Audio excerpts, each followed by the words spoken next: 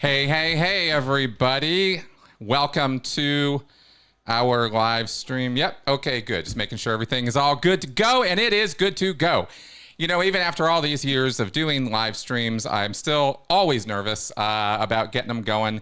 And, you know, YouTube really, live streams have a way of really keeping you honest and making sure you're minding all your P's and Q's as a video person. Let's switch over to our chat screen there. There they are coming on the screen there. Very nice. I thought I'd throw a colored background on them that might make the comments a little easier to see when you are on screen there. Did a little revising of a couple of my screens.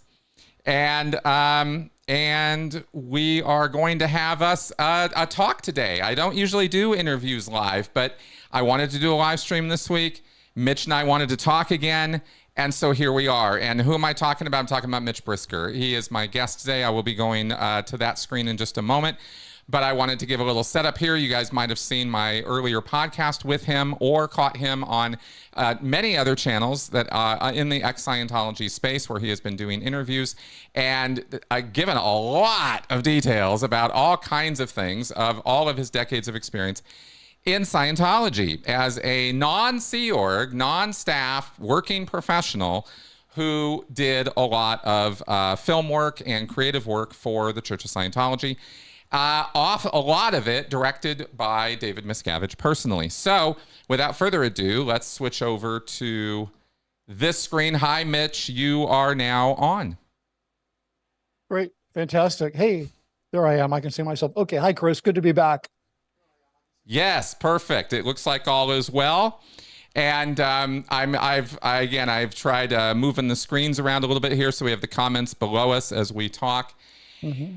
And welcome back to the show. Hi, how's it going today? Me or your audience? It's going fine. I mean, it's just, you know, it's always a little stressful getting the dog to sit down so you can settle down. Yes. So you get a little time to, you know what I'm talking about. But yeah, things are great. Absolutely. I'm almost done with a book, and it's been fantastic to sort of excavate myself from all of that. You know, it's just, I don't know. I don't want to go into it. I'm not here. I'm not here to talk about myself, really, but I am, I guess. I don't know. A little bit. Quick, pull me out. Ask me something. Oh, I will. Don't worry. Okay. I have got tons of questions here. In fact, I'm going to just let everybody know. So Mitch and I have recorded a podcast, which will come out in a couple weeks, and you'll see that. And we talk about some very interesting stuff connected with Scientology, Hubbard, Golden Era Productions, and the work you did there. But today, you don't have to know about all that in order to watch this show, because we're going to talk about totally different stuff today. And what I wanted to ask you about is how long was it? Because I didn't actually do the math. How long was it that you worked at Golden Era Productions or worked for the Church of Scientology? Like, when did it start and when did it end? Well, I started working for the church in Los Angeles on the Dianetics campaign in the 80s with Jeff Hawkins, who, you know, had designed this amazing campaign that sold 10 million books in a matter of a few years, caught the attention of David Miscavige, who at the time was trying to solve a near decades old problem of finishing the tech films, because that's part of his job description is to make sure that the tech is available and, you know, blah, blah, blah, keeping Scientology working. That's a whole other subject, but that's really part of his job, which they had been unable to produce these films. I didn't know that. I'd seen some of them as a student when I was studying, you know, training, taking auditing classes at Celebrity Center. But I didn't know that while we were having this great success with Dianetics, you know, we took a book that was published in 1950, and then by the mid-'80s, it had sold 3 million copies, which is nothing. And then a few years later, it had sold 13 million copies. So, you know, and we legitimately got it on the New York Times bestsellers list, which had only happened when it was published. Since then, it's gotten on a couple of other times, but they rigged the way it got on. If you read Jeff Hawkins' book, Counterfeit Dreams, he explains the whole campaign, and you'll understand how they were good. I'm getting off the track a little bit. So No, it's fine. I was a commercial director in LA. I was a Scientologist, and that caught the attention of international management, specifically Miscavige, who at that time, the film crew, was they had been banished to the kitchen. They were basically scrubbing grease out of the fryer and weren't allowed to go in there near their equipment. Meanwhile, there was a set in their little studio that had been there for 9 months collecting dust. Nobody, so the whole thing was just stalled. And according to Hubbard, this is like a strange way to tell the story, but going back to 1963 at St. Hill, he declared that Scientology was only going to work so well as it could be taught correctly, and it could only be taught correctly if people could see how to do it, and they could only see how to do it if they had films. So he sort of made this declaration that Scientology wasn't going to survive without having these instructional films. He started working on them in earnest back in 1978, but they'd not completed them. The people who saw them, you saw lots of them over and over again. They were horribly unprofessional. You can't even. I've never been able to satisfactorily describe how horrific those films were. So, as a student studying Scientology, you'd watch these films, you'd hold your nose, and then you'd get what information you could out of them, which you needed to progress in your course. So when I had an opportunity to go up there and help with the film, which I had actually offered a number of times over the years, and they never took me up on it. It wasn't until Dianetics exploded on the scene, and then it was like, wait a minute, our film crew is locked up in the galley, not allowed to go near their work and their tools. And these guys in LA are like selling millions of books and making these beautiful commercials. So, Miscavige, he relocated the entire marketing unit to Gold. And essentially it was never repeated the successes that it did when it was farther from his control. And then I was asked to direct a tech film, which from my perspective as a Scientologist and as a filmmaker, I was like, yeah, no problem. So, so that was in 1990. And then I was there continuously, 5 days a week, sometimes longer, sometimes less. I lived in LA, but I stayed up there, kind of commuted, twice a week. Right. And then I think in 2014, I went to LA. I worked with Miscavige on the Narconon program out of ASI because he fled the base around 2013, 2014. He got the hell out of there. Mm-hmm. And then I went to Scientology Media Productions and helped to launch that and did a lot of their foundational mission statement kind of work. Right. And then got in a bunch of ethics trouble, as everybody does, because nobody can live up to the ethical standard that's expected of Scientologists, especially Sea Org members. So eventually, that's a whole other aspect of Scientology. So then I went back to Gold for about a year and a half and did a bunch of work, mostly for the network, films for the network, the Scientology channel. And then I was really trying to disengage, which, in the Matrix, Neo sort of pulled all the wires out all at once and escaped. But for me, it was kind of like a long process of disengaging, which I don't think is uncommon. It's happened to a lot of people that way.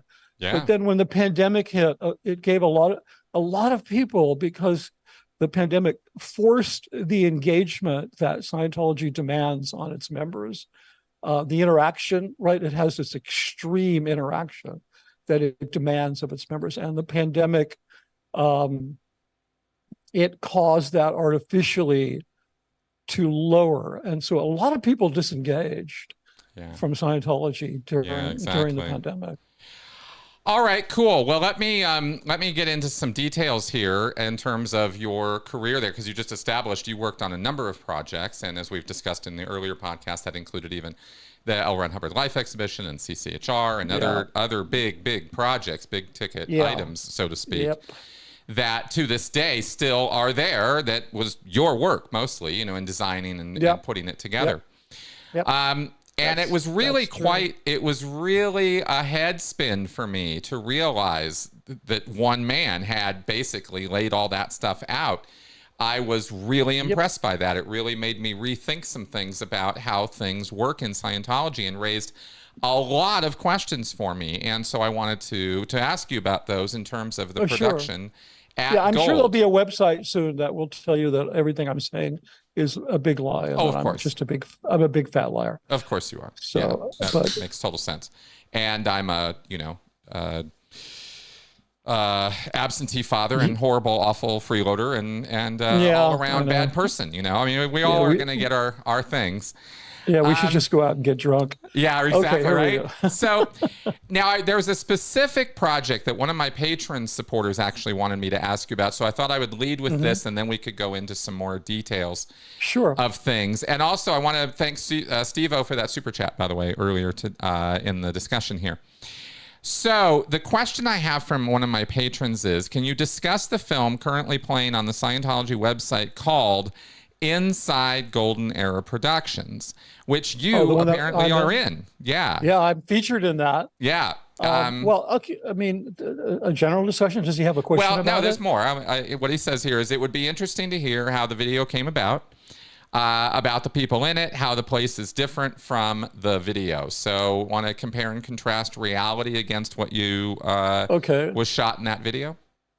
Yeah, well, it's interesting he should bring that up, because I'd forgotten about the video. And when I started to speak out on social media, people brought it up to me. They said, hey, you're in that video.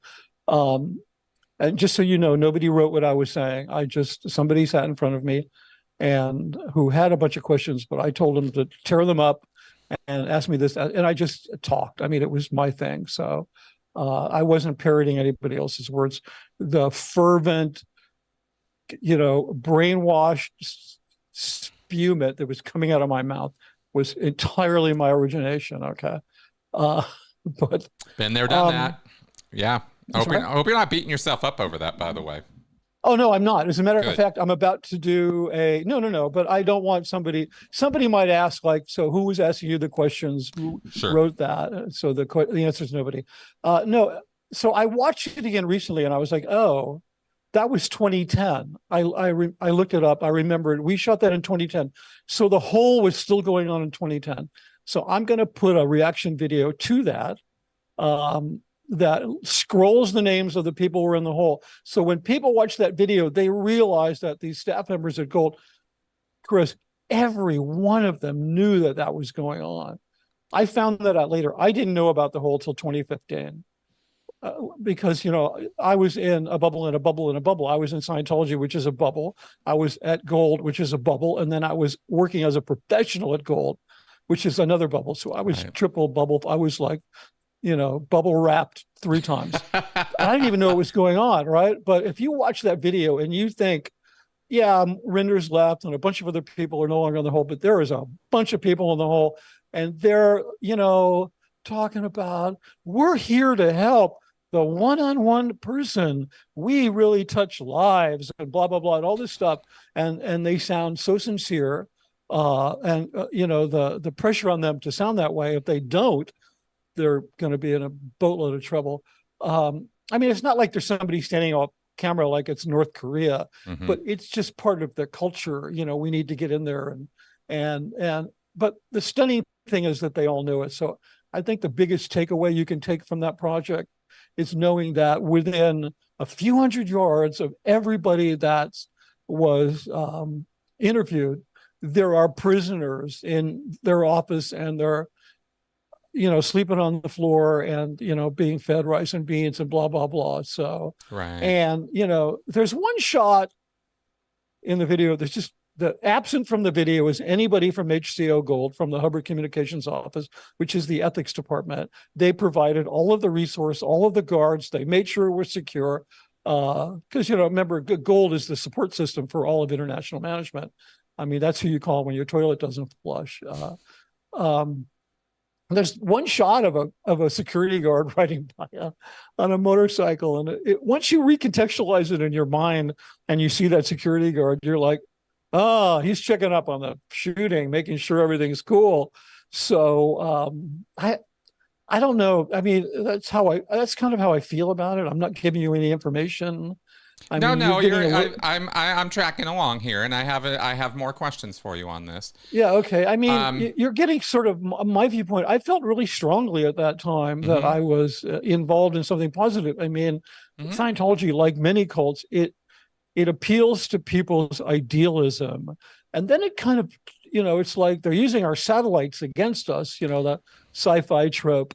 Um, they're using your idealism. I mean, all of these people are speaking so idealistically, but at the same time, they're completely willing to turn a blind eye to their fellows who are being literally incarcerated and traumatized, and they're willing to do it because they so firmly believe in the mission to save this sector of the galaxy from whatever evil is befalls us. And once you pop out of that and you read about every other group in history that has pulled this kind of crap, it's all the same. that's right. Like, it's just doesn't change. That's exactly right. That's exactly right. There are only so many ways to get people to do what you want, and it's all just variations on that theme.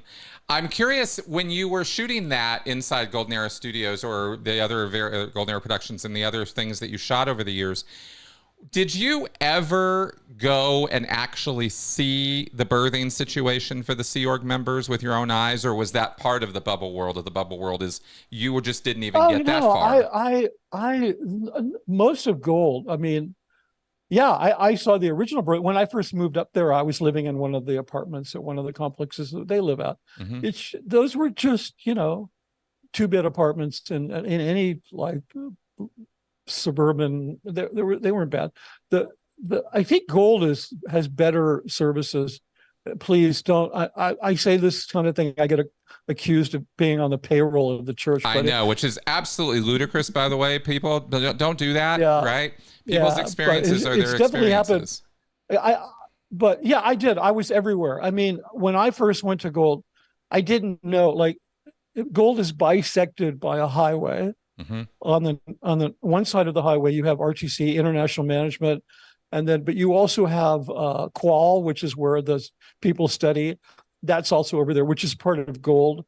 And then on the other side of the street, it's all Gold. That's where the castle is, and the dining room is, and the editing rooms, and the birthing and the VIP housing where I stayed.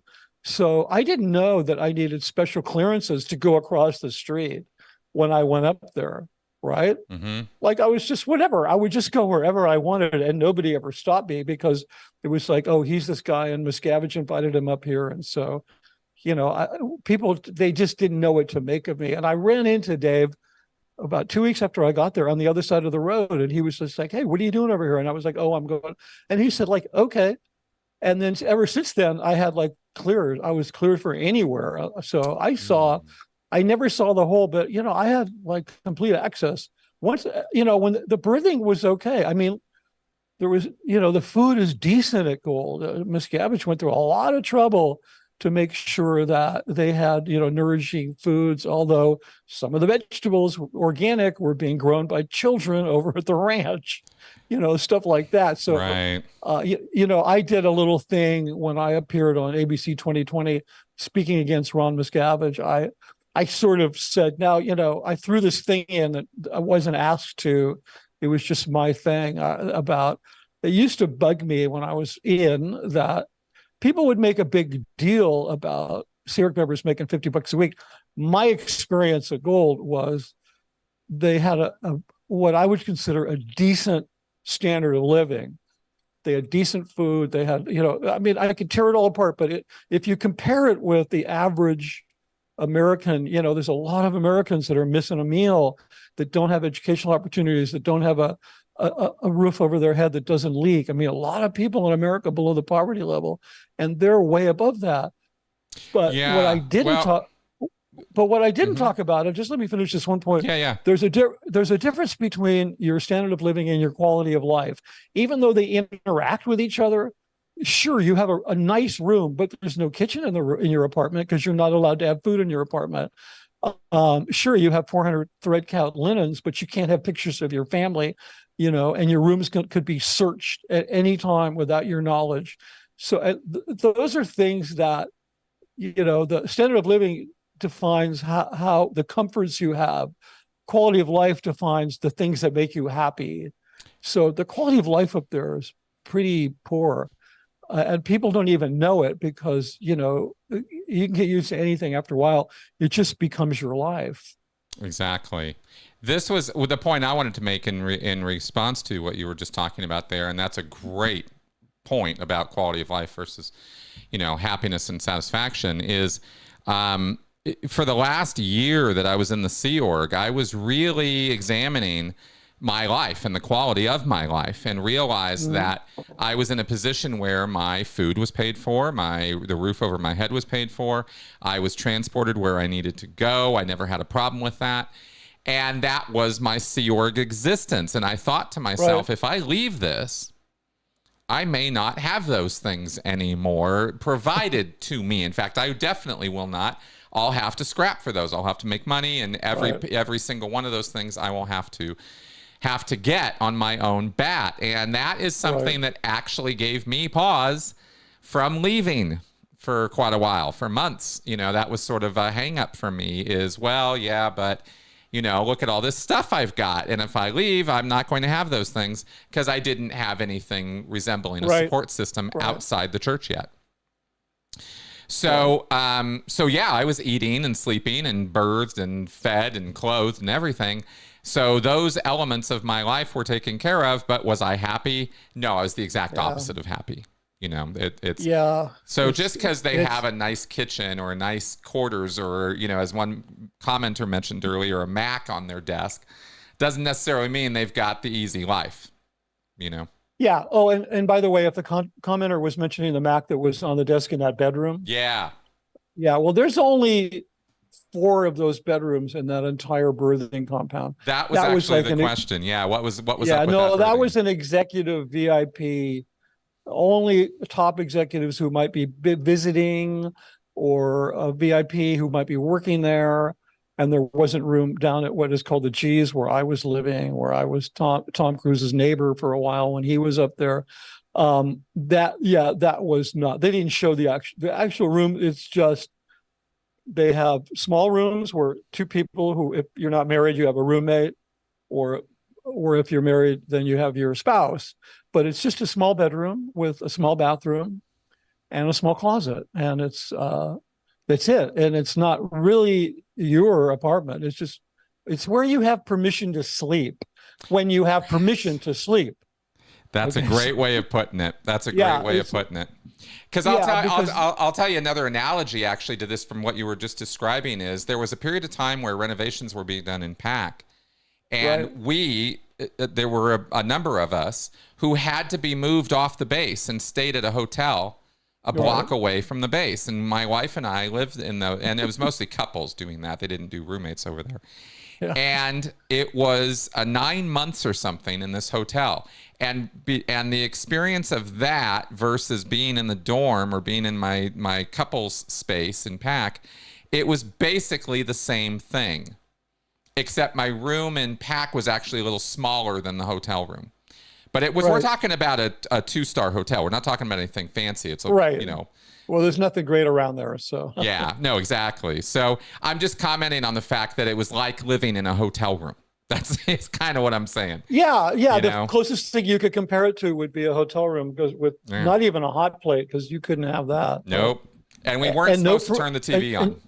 Yeah, and you might have had free HBO at the hotel. We did, and we weren't supposed to be watching it. It was like big, don't turn that TV on. Yeah. Miserably content. Crazy. There we go. It's crazy, but I was speaking with Shalise Sola, who has that Cults to Consciousness. She's an ex-Mormon. Mm-hmm. I was speaking with her, I think yesterday, and one of the reasons I contacted her is I watched one of her shows on YouTube, and she is an actress. And she said to the person, she was interviewing an ex-Scientologist, and she said, I was at that Gold Base. I did a couple of films there. And I was like, what? Yeah. And I had to, and we had a really nice conversation, and she recounted her experience of rolling up to this place that was very remote. And then all of a sudden it's like a curtain opens and there's this faux castle, which is, sprayed stucco, and under it is just like styrofoam, whatever. It's not, we called it the castle, but it's just made. But anyway, the curtain opens and then there's a gate and there's a beautiful building and there's just this rolling green grounds with beautiful landscaping, and everybody's in freshly pressed uniforms, and it just looks like, they should all be singing, It's a Small World, but it's, 100 yards away, there's people that are being held captive in their audience. And right. I have a list. I spoke with a number of people and I got what I believe is the most thorough list. There's been a list published of who was in the whole, and I am going to scroll that list of prisoners over that video and put it on my channel and give a little talk about it. So, because that video needs to be recontextualized so that when you watch, and then they'll take it down and I won't be in it anymore. And that's kind of why I'm talking about it. Excellent. Or they'll re-edit it. They won't take it down. They'll re-edit it. Of course. Yeah. I was just remembering something else that set me on a path of asking you about this, because she went up there and she's an ex-Mormon and she went up there and did some acting work. That's funny because I heard you're the only person who can confirm this for me. Did you work on or do the, there was a tech film called, there was a whole thing on how to record a session. Oh, with no, the microphone I know what you're talking about. It's a film called Beingness. The Beingness film. That's it. Shooting over an L. Ron Hubbard double shoulder. Yes. Because that's how he wanted to be portrayed in the film. Yeah. That's called Beingness. And there's a sequence where that's based on a true story, by the way. Well, I'm sure it is. But the question I have for you is that the lead actor in that was a blonde guy who played a messenger. And he was the one relaying all the instructions, of how to set up and the microphone and all that stuff, right? Yeah. And he was not a Scientologist. And we heard in PAC that he was not a Scientologist. We'd never seen this guy before, but that he was a Mormon and he was this professional actor, and that they had recruited him or were trying to recruit him. Did you, just because I'm curious, did that happen? Yeah, I met him and cast him. His name's Shane Johnson. He's a terrific actor. He's also he's also the main narrator on the Scientology network. He has a wonderful voice. He's also a co-star on Power on I think it's on BET. Whatever station the TV series Power was on, he was a co-star of that. He's a great actor. He's a really good actor. He was a dear friend of mine. I probably am not anymore. But when we met Shane, he was a Mormon for 10 minutes. He married a Mormon woman and converted to Mormonism. His marriage didn't work out. He left the Mormon church. And I mean, he's one of these people who was like recruited into science. He's in Scientology. I don't know how hardcore. I don't think his wife is. He's a great guy. I don't even want to talk about him because he's such a cool guy. Fine. I didn't. But he was actually not recruited by Gold. Gold does not recruit people. I was talking to Shalise about this, and she was like, I was kind of surprised because I went up there. I worked with them 3 times on 3 projects, and they never, ever tried to recruit me. And I explained to her that was where I was going. That's because and if they spent 1 minute recruiting you, it meant they weren't doing their job. And they would get in trouble. Oh, so that's interesting.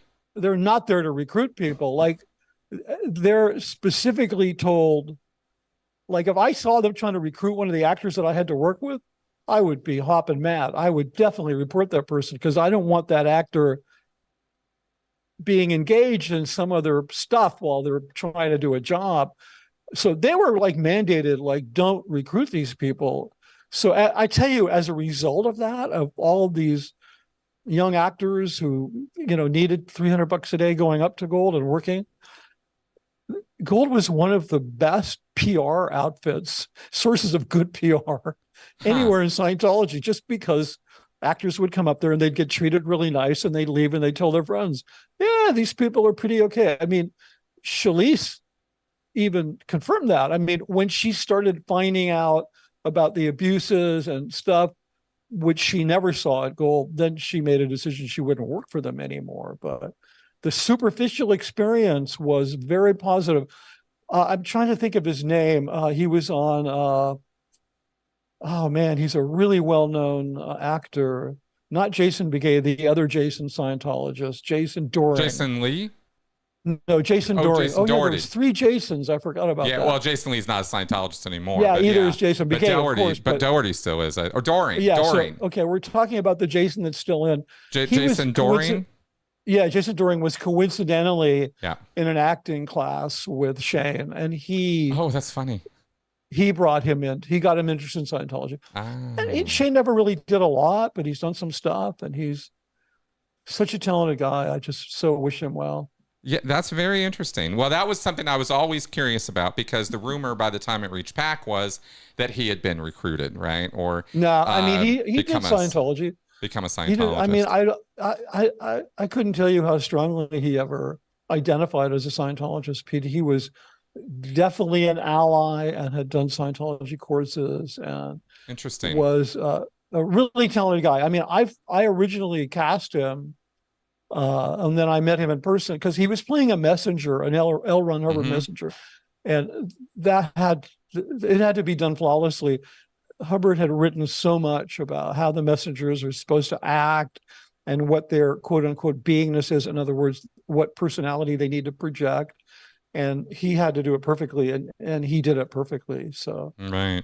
I know more about messengers than most Sea Org members because I had to study all the references. To make the film, I had to understand what this character is who's a messenger. Oh, no, that's very interesting. Of course, you also had access to all the cine EDs and stuff too, but I didn't think they were going to give you access to the messenger references. Oh, yeah, I never saw those things. I did 2 films. Wow. That one being this, which a featured character was the messenger, and then also in the film that took place in Africa, how to set up a session emitter. That's also the one of the 2 key characters is a messenger. So that's right. You know, I read a lot of stuff about messenger TRs, you know, the messenger being this, you know, the way they're supposed to act and what they're supposed to do. So I have a comment about that I like to get your feedback on. Sure. When I was in the Sea Org, because you've actually read them, I haven't. But here's what I can tell you about my experience as a Sea Org member with messengers and these issues that they read, these special messenger only references. There's special TRs for messengers. In other words, drills for them to be a messenger. And of course, this is in the tradition of being L. Ron Hubbard's messenger. So you are standing there, very special thing, being Hubbard. So not having read these references, here's what I can tell you about them is I knew from day to day, for the change would be so drastic that I could tell you when a messenger had started reading those references.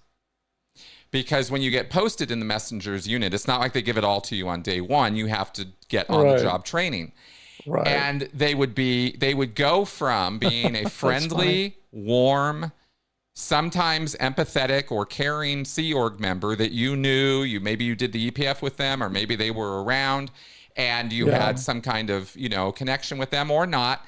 But when they would come around from their job as CMO staff, you were expected to, yes sir, no sir, how high sir. These are senior Sea Org members, even if they're 13 years old.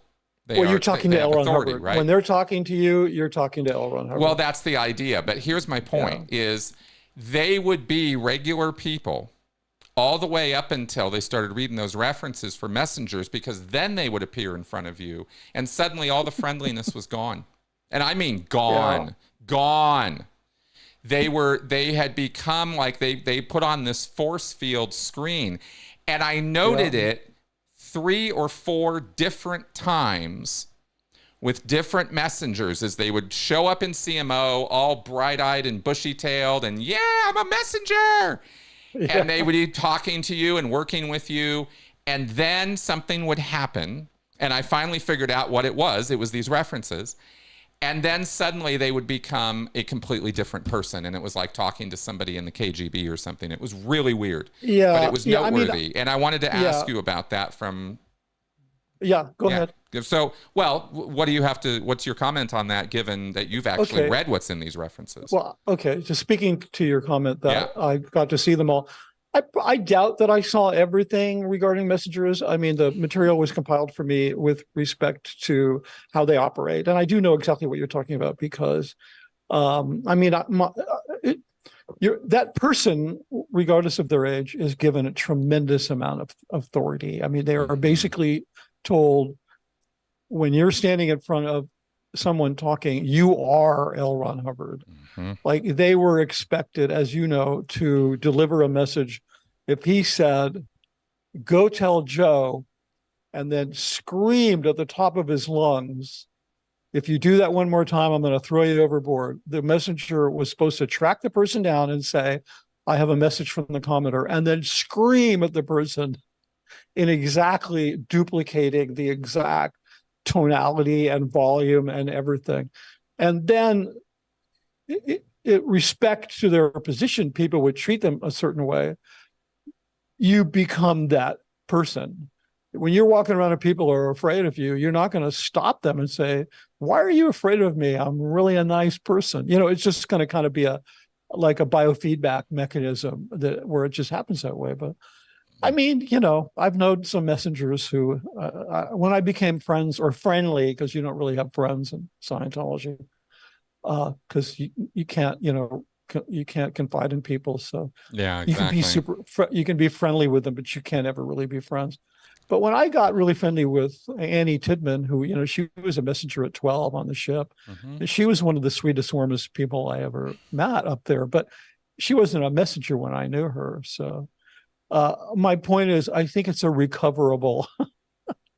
Oh, absolutely it is. Of course it is. I've met people outside of the Sea Org since leaving who were messengers. They're fine people. It was just an interesting observation for me to see it click like a light switch in that world. When somebody realizes who and what they are as a messenger, suddenly they take on this persona of a complete asshole. That doesn't surprise me at all. I mean, even the portrayal in the film. Oh, can you hear me? I can hear you. Yeah. Oh, I'm sorry. I thought even the Shane Johnson's portrayal in the film, The Messenger, he was really cold, but he was doing it from this place of, "I'm really here to help you to make sure you do a good job." Because it gets whitewashed a little bit in the film, like in that film in Africa, which we can talk about if you want. I mean, that's just a racist film. But the messenger in that film, he's this really nasty kind of guy. Mm-hmm. Like he's the auditor who screwed up and caused the whole problem that forced fictionally Hubbard to have to go to Africa, play the white savior and like help everybody out. Right? Hubbard, the way he wrote his character, he was always trying to calm the messenger down, because the messenger he was really nasty to the. Oh yeah, he was always right on the edge, that guy. Well, he was always like, huh. I had some, yeah, I know. I had some more general questions for you about projects at Gold. I'd like to get onto that train now. Sure, yeah, go ahead. Because unfortunately, the tech films are very, very interesting to talk about, but a lot of people in our audience haven't seen them and really don't have any idea what we're talking about, except for what we describe, right? Yeah, because they never leak out. We never see them, and it kind of bums me a little bit, but it is what it is. So instead, I wanted to talk about sort of the life at Gold. I have so many questions about this, and I wanted to start with, so you are given this project or this one film, the first film you did. Right. And the whole crew is in the kitchen, as you said, off post. The sets are collecting dust. Nothing's happening at all, which is par for the course for Miscavige, but not how you run a film studio. And so when you come in there and you are not only a trained professional film school grad and you've done this kind of work before, what do you see is the state of the operation there? I mean, beyond the treatment of the crew, did they actually have any idea of what they were doing and Miscavige was just being a dick to them? Or were they so clueless that Miscavige was just tearing his hair out and he didn't know what to do? Like, how did that roll out? No, they weren't clueless at all. They were there were two things that were wrong. A lot of the training that they had was ineffectual. And there was, which I didn't learn, it took a few weeks before I discovered this. This is the big eye opener. The cost on failing, they have a very high cost on failing, so much so that it makes it almost impossible to be creative, because to really create something, you need a certain amount of space that you can create in. And a lot of people have said that when artists are first learning their tools and are forming their identity as a creative person, they need a space to fail in. It's what good art schools do to some degree. It's what good film schools do. It's probably also a quality of other good education, right? So, you're in film school and you're taking your first workshop or whatever, and you can kind of fail. You can, groups, kids, and when I was in school, I mean, we shot in 16 millimeter and we sent it to the lab. We didn't see it for 3 days. Today, kids make films on their phone in the morning and then turn it in the afternoon. So it's a whole different thing. But they never had that space to fail in, because they emerged onto their jobs after training with a mission that if they screwed up at, they would be at fault for threatening the forward progress of Scientology and the future of all mankind. And you can't operate that way. Yeah. So when I walked in, I didn't think that. And plus, I'd had plenty of time to fail. I'd screwed lots of jobs up. People would, I remember somebody asking me, wow, I re-edited a film and it was troubled and whatever. And it was like, how do you know how to do that? And I said, because I've already done it wrong every possible way. So I know how to do the right way now, because I've already made all the mistakes you could possibly make. But they could never do that. So that I was a real valuable commodity, because I had that experience. And I asked the script supervisor, who was the first crew member that I became friendly with,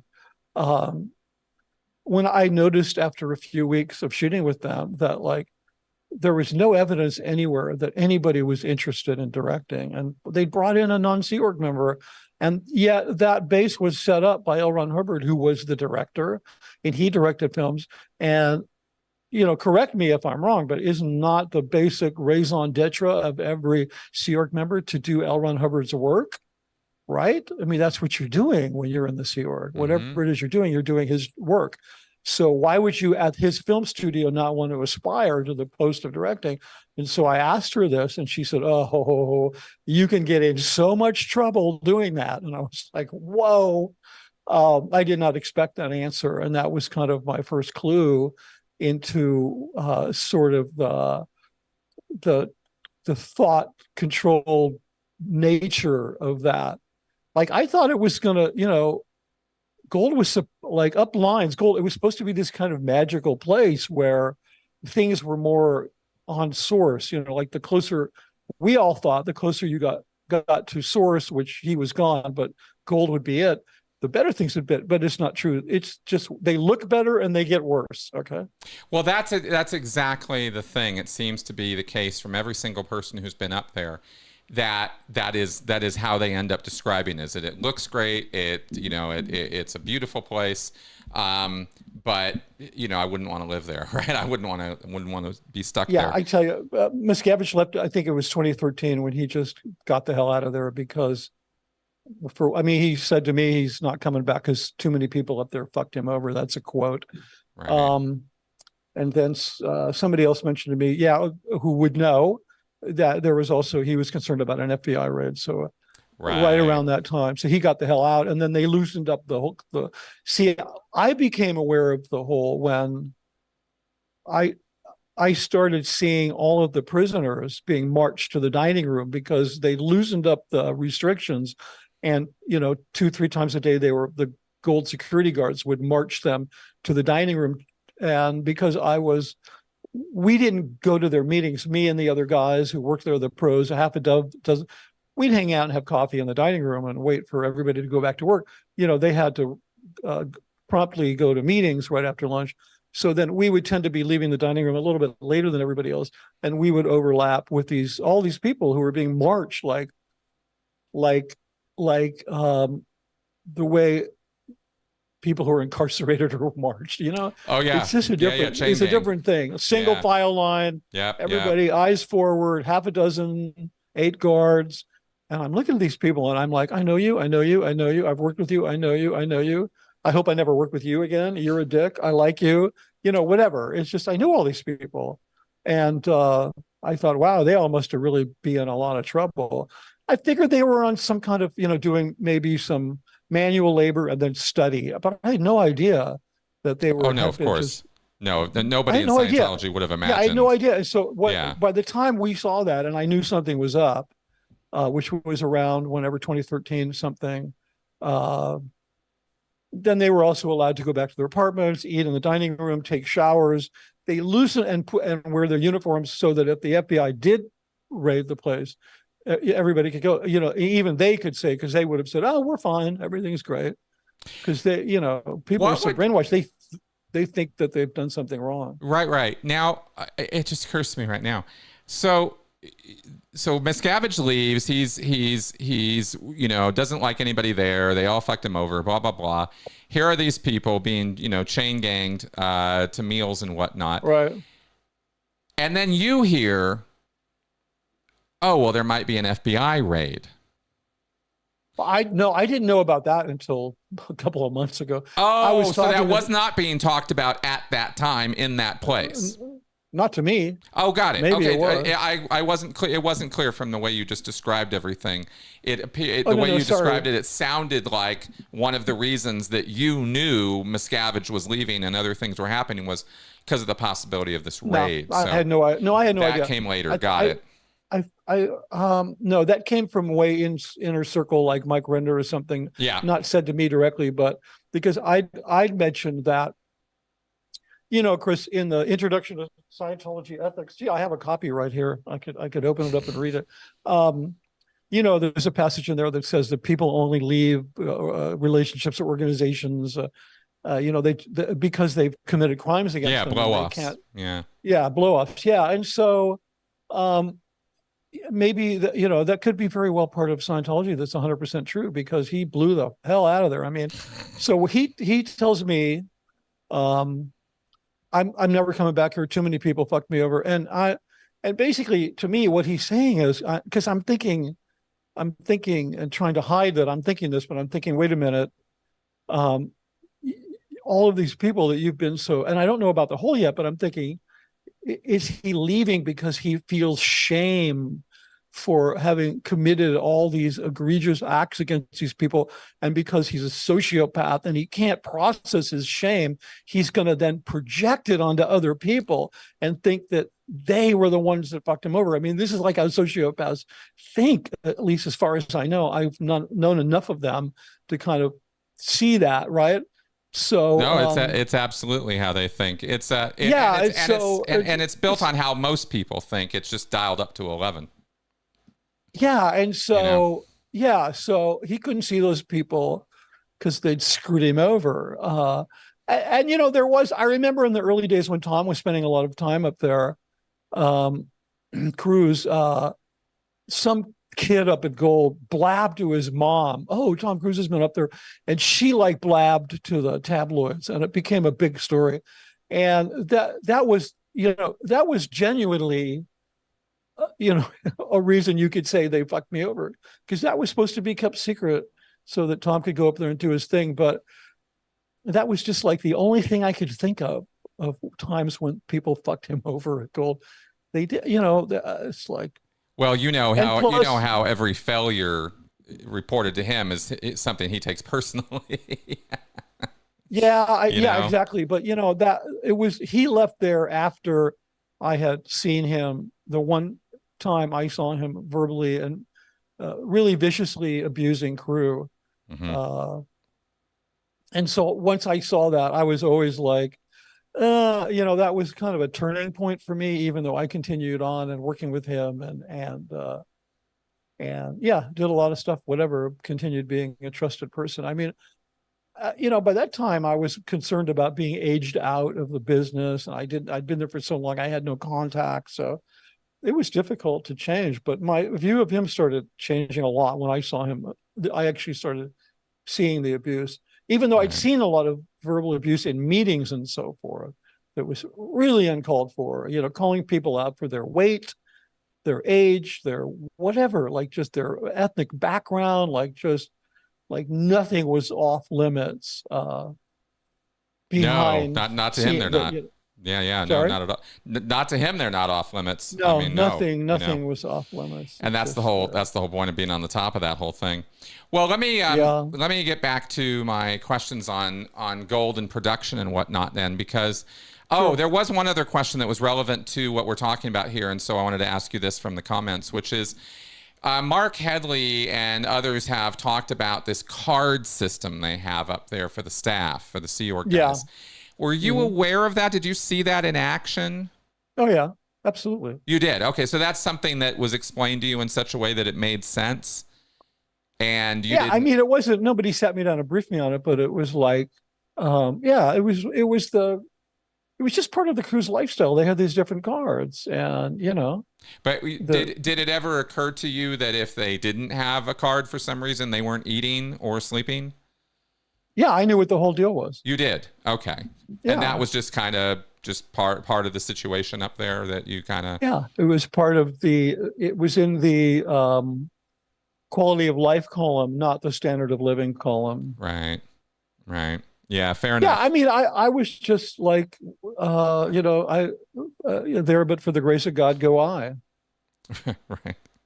So Okay, fair enough. So getting back to the films, like I said, I got a billion questions. First off, when you get this first film assignment, and for the rest yeah, of the ones that you got, because you did a lot of them, right? I did all of them. You did all of them. Okay. Yeah, How many are we talking about?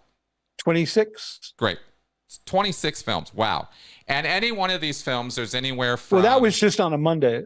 So And these films for everybody to know are run anywhere from, the drill films are like 10, 15 minutes to the longest one is like what, 90 minutes or something? The Pro TRs or the no, testing about film? an hour. About an hour? So I think that film's just short of an hour. About an hour. So that's about the length of production we're talking about here. Yeah.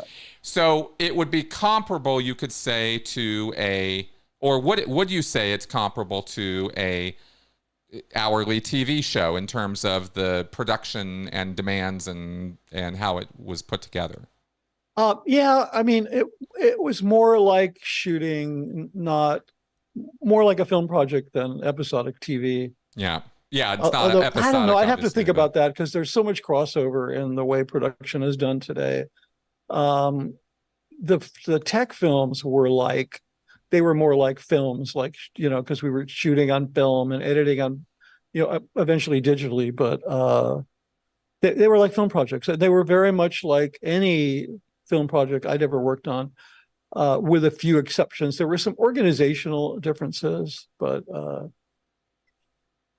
Okay. yeah, but Sorry if these are weird questions. I'm not quite sure what that. no, they're not. What's meant by that. Maybe I'm not. I might not be listening close enough. No, I think you're doing fine. I'm a little unclear on that, but let me get to where I'm going with that. I think. Hold on. Yeah. Stop 1 second, Chris. I think you're wondering if there is a parallel between how an industry. I'm not going to say Hollywood because that's such a loose term, but how a film industry crew would work or production would work versus production at Gold. Well, that's exactly where I'm going. Yeah, I definitely want to know what and maybe that's just the best way to put it. How was it? Okay, how was it similar and how was it different?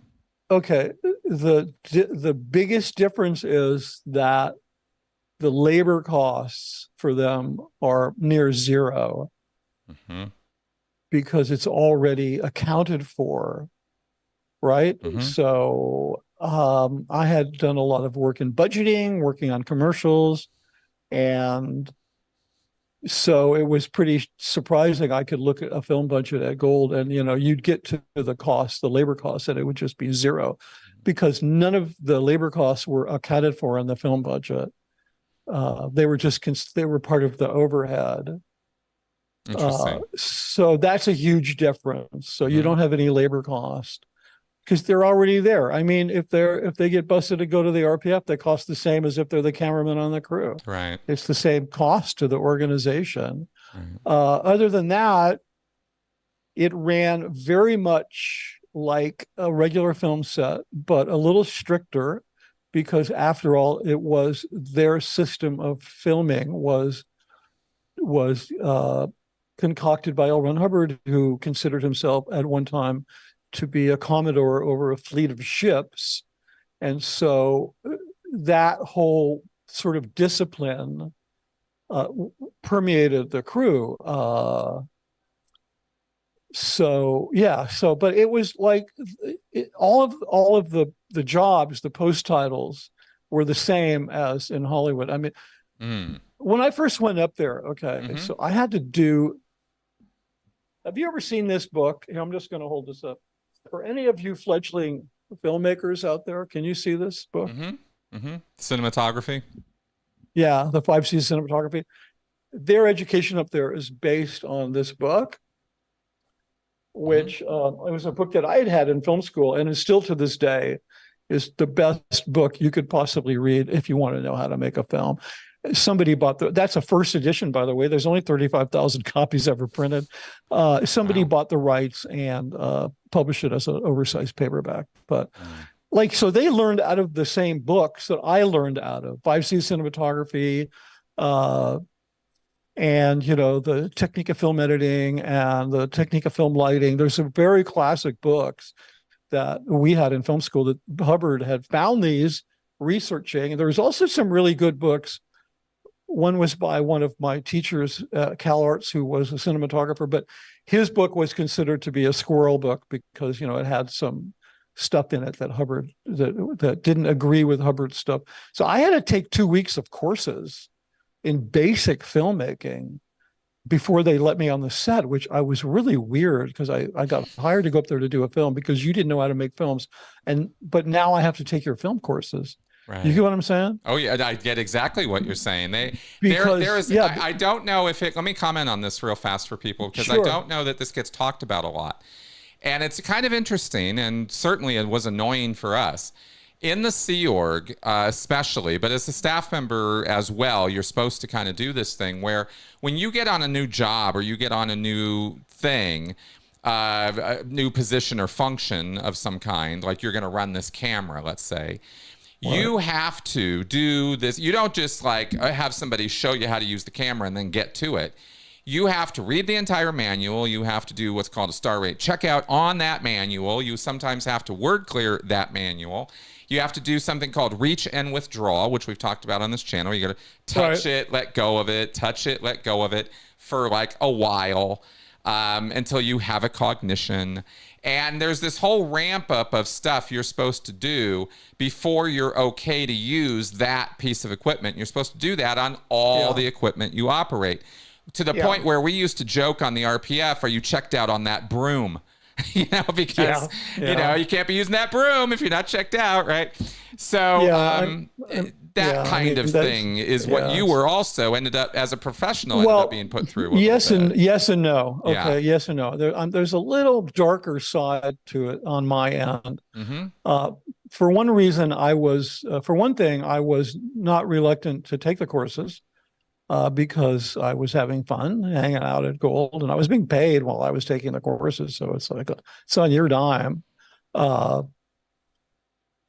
And it had a positive benefit in that they did things slightly differently. They had different names for things, for some things. And so at least I could learn to help me better lead this group of people and really turn them into a team. And so it had that benefit, but the downside was that once I'd studied that, then it gave them an impetus to take ownership over my skills. it opened the door to them being able to say, but you learned how to do this here. You get what I'm saying? I get exactly what you're saying. Yeah. Yes. And over time, that started to creep in. Mm-hmm. And that had a very devastating effect on me as an artist in terms of kind of bifurcating my belief system, you know, between being a Scientologist and being a creative person.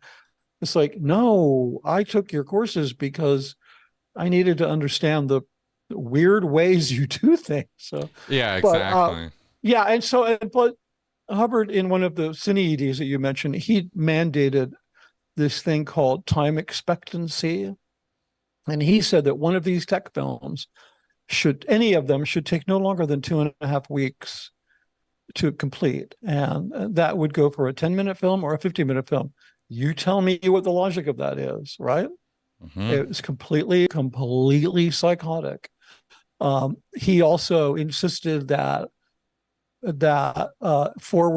progress through a production would be measured by the number of shots you completed in a day, which is also completely psychotic. Yeah. If he would have gone to work as a producer in Hollywood, they would have fired him before the lunch break, because and this goes for commercials as well as feature films. In feature films, you measure progress by how many script pages you completed. Now, doesn't that make sense? Mm-hmm. Right? Like, because I could take, and I proved this to them one day, I took a script page and I did 100 shots, and everybody was just mind blown. And I'm like, we made no progress today, people, because we really needed to shoot like 3 pages. And so I'm exaggerating that story, but that was a big frustration. And I fought that for so long. There's a really wonderful book called The Film Director's Team, written by a noted producer, production manager, who explains the technology of production management. And I got that book. Excuse me 1 second. My puppy was clamoring for a treat. I got that book approved by RTC. Miscavige approved that book to be an official book for Gold to study. And even though it was covered in that book, they still never did it. So yeah, that was a big frustration. So that was one of the ways it was different, was the way they measured progress. Right. And it was weird, because I knew I have to get 16 shots today. You know, there's some days on a film where you might be shooting a battle scene, mm-hmm. and it's understood that you only shoot half a page, right? Mm-hmm. And there's other times when you'll be just shooting 2 people having dinner and there's 10 minutes of dialogue. So it's understood that that day you'll shoot 5 pages or whatever. Right. But at Gold, you were stuck to this thing of having to get, you know, your quota. It was wrongly statusized, wrongly quotified, whatever you call it. Right. And that was one of my big frustrations in terms of the difference between the two. Well, and it's fascinating. It's fascinating to me that in this case they would take Hubbard, because he's the one who, I guess, laid that down as what the statistics would be. No, it was in Cine ED. Like, you couldn't change it. Exactly. But the point that I started with was the time expectancy, the 2.5 weeks.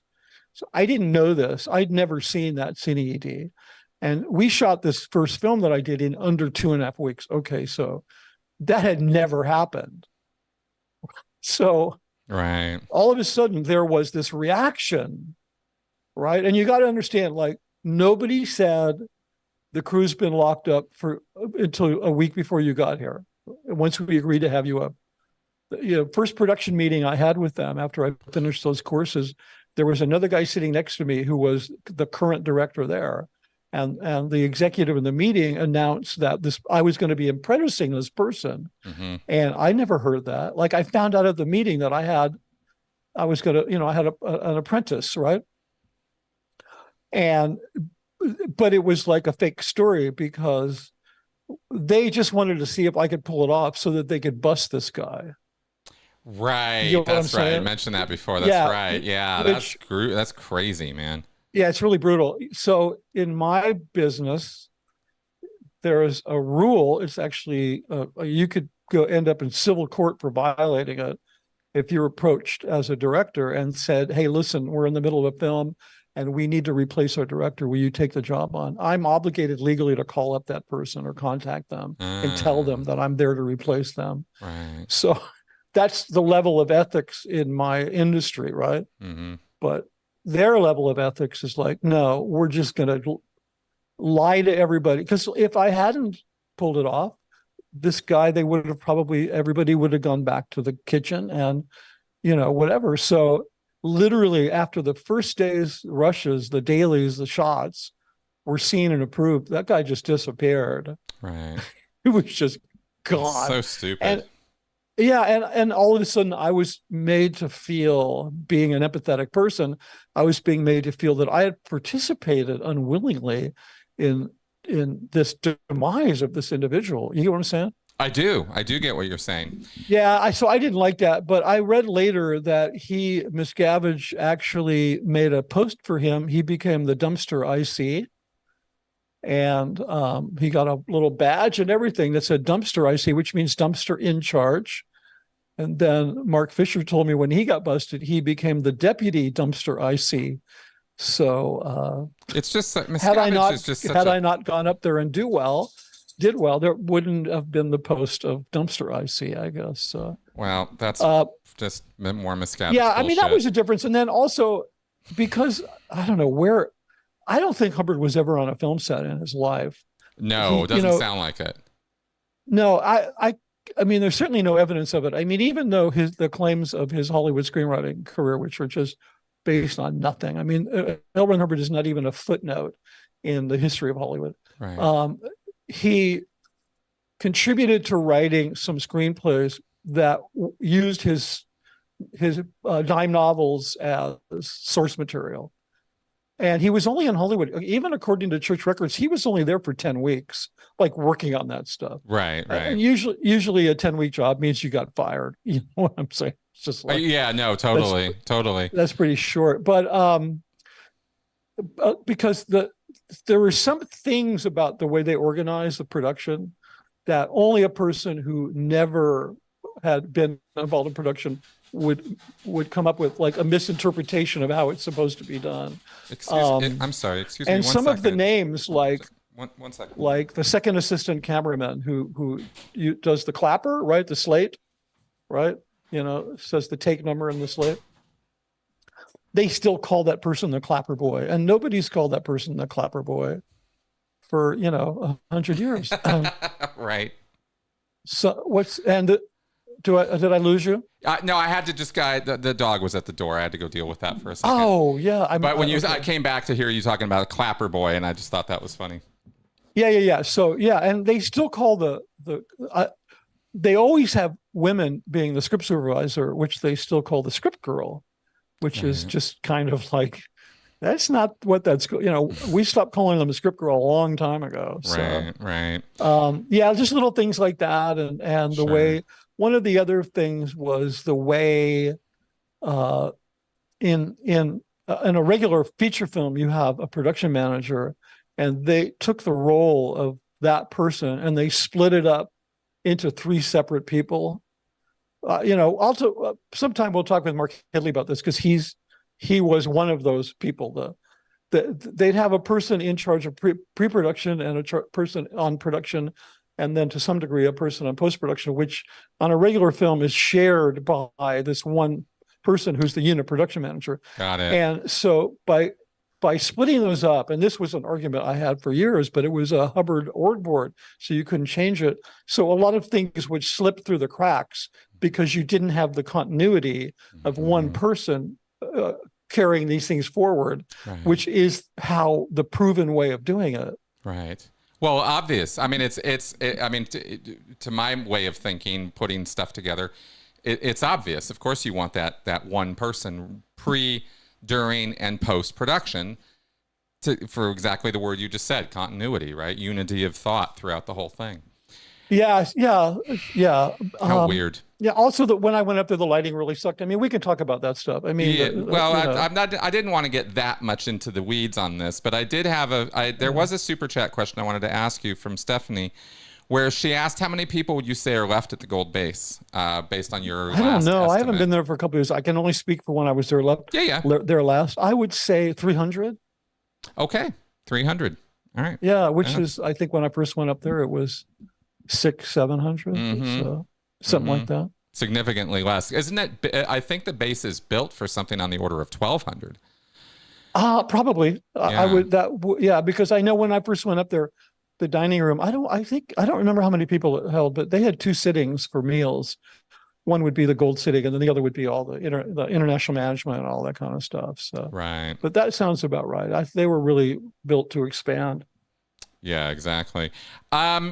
Okay, so so again, I just want to get back to, you get assigned this film to do, and you get it done in 2.5 weeks or less than that. But right. what something I've always been curious about, right, is like, okay, Hubbard wrote these scripts, or he wrote these treatments, and they finally got them all made. How much were you given? I mean, were you given a detailed screenplay that you could go, okay, I know exactly what to do, or was it, some notes, or was it something in between? What, okay. what? I'm curious to understand how the state of things there, and then I'm also curious, as a separate but related thing, to know why was it so hard for these people to just pull this off? Why did why did they need a rescue? Was it really incompetence, or was it just incompetence from the top? Or let me answer that. Yeah. Let me answer that in reverse. Yeah. The main reason that I had to go up there was because the cost of failure that they placed on those people and on those jobs was so great, it made it impossible for them to create. Right. Okay. And I'll give you an example of that. I mentioned about how I had asked the script girl, sorry. Yes. I'd asked the script girl about why nobody wanted to direct. And she said, because you could get in so much trouble. Oh, say, sure enough, we're shooting a film. I don't know if it was the first one. It might've been the second one. And, one of the things we would shoot would be if the film was about the E-meter, you'd see close-ups of the E-meter, you'd see E-meter reads, and they had to be perfect, and they were perfect. They were generated by a computer, not a human being, to make sure that they were absolutely perfect, and there was nothing random about them. But somehow, one of the needle reads we'd shot was not correct, okay? And so I found myself, the cameraman, and the script supervisor, this was so freaky to me. I was like, what is happening? We were pulled into Senior CS Int's office, right? And for your audience who don't know, that would be the top technical person on the entire planet, yeah. Right? We were pulled into his office, and it was the three of us. Senior CSN at that time was a guy named John Eastman, mm-hmm. who was busted not long after that, and he's been banished to the motor pool to wash cars and do oil changes for the rest of eternity.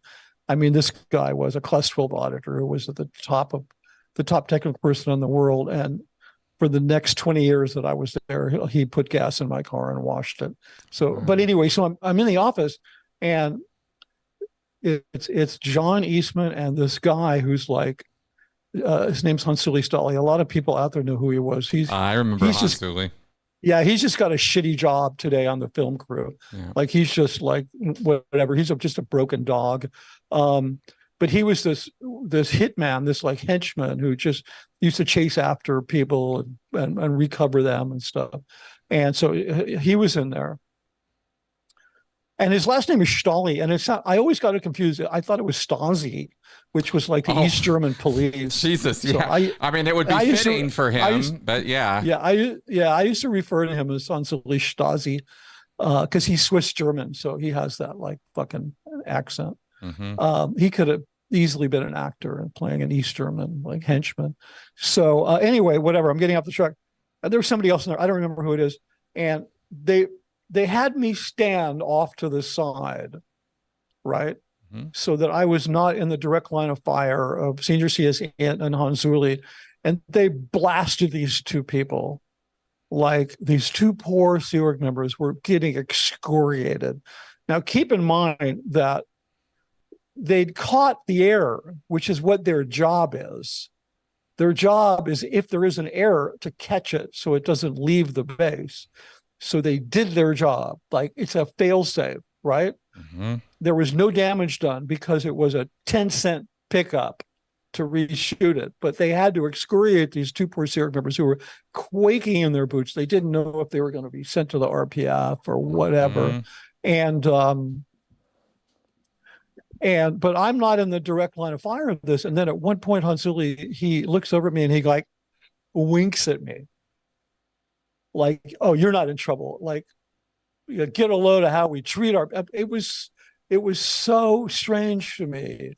But it was the first time that I actually saw the way that they use sort of emotional terror to control the crew. And I thought that I could have such a positive impact on the scene in filmmaking that I could get all those guys out of trouble. I mean, I was like, I was like, consider myself like a parental, authority. You get what I'm saying? I mean, I was so like, anyway, I think that anecdote is probably one of the best that you've told, actually, in terms of summarizing so much in such a compact little story.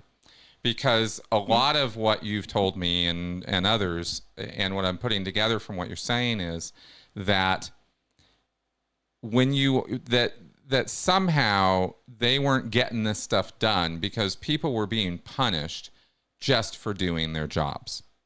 Exactly. Yeah. Or they weren't, and I'll add to that, they weren't being given the space to actually make a mistake and organically learn from it, which artists need to do. I mean, I even heard, what's his name? Zuckerberg from Facebook, is not somebody I particularly care for, make the same statement that, when people are early in their careers, they need to make mistakes. They need to have the space to make mistakes. And you can't, you cannot do that. I mean, it's just like, it's almost, see, and it seems to be the fact from all the conversations we've had here. And I'm just saying these things to bounce them off of you. So you tell me what you think of this, but I'm thinking to myself right now that, that I'm looking for like a simple way to reduce this, and punishing people for doing their jobs is a way of describing it. But as you just said, there's a little bit more, which is you create conditions where it's impossible for somebody to do their job, and then they try their hardest to do it, and then you punish them for that. That seems to encapsulate the Miscavige method. Yeah, I don't think, it does. And that's 100% correct. Okay. I don't think that that's strong enough. I think it's even was worse than that. Tell me. I think to some degree that the little pantomime they put on, the little play they put on for me, the little hissy fit they threw in Senior CS Hint's office was kind of done for my benefit, because I know because I think they were expecting me to then handle the crew that way. Because, I mean, I had plenty of little rejects along the years where maybe I had to redo a meter read or something, and it was no big deal. I mean, I never got pulled back into an office and yelled at or witnessed other people being yelled at. I sometimes, if it was a big enough reject, it would be a problem, which I can tell that's a different story where, where it was a big problem and the entire crew was made to sleep in tents out on the lawn and everybody was like sick chick for weeks and blah, blah, blah. Jesus, because of a mistake in a film?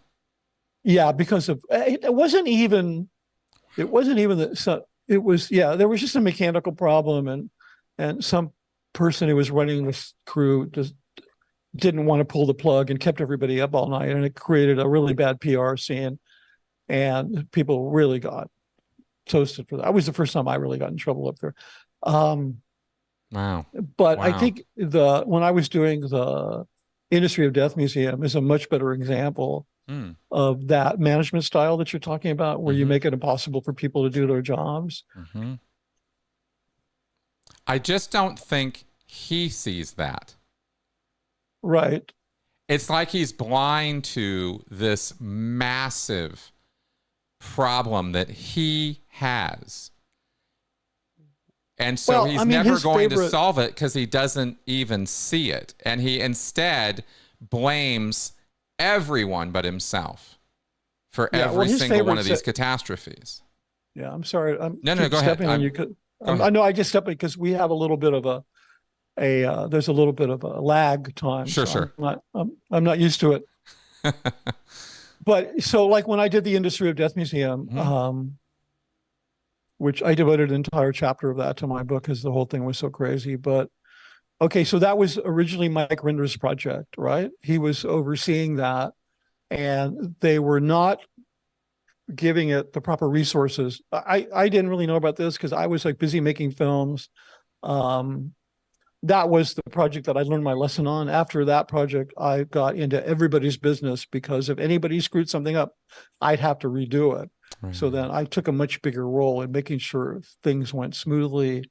And, when I did that, Miscavige created the post of senior director, and it went, I got this old post of whatever. But so that was Mike's project. And, yeah, I lost my train of thought. Well, you were talking about we were talking about Miscavige's. So that was Mike's. Yeah, that was Mike's project, and they were not giving it proper resources. There was they had taken a permit out a year in advance. You needed to get a permit a year in advance to close down Sunset Boulevard. So he knew that there was a year to get this thing done, but he never threw proper resources at it at all. And then he threw Mike in the hole. And so now this guy that's in charge of it is in the hole, and now the whole thing is floundering.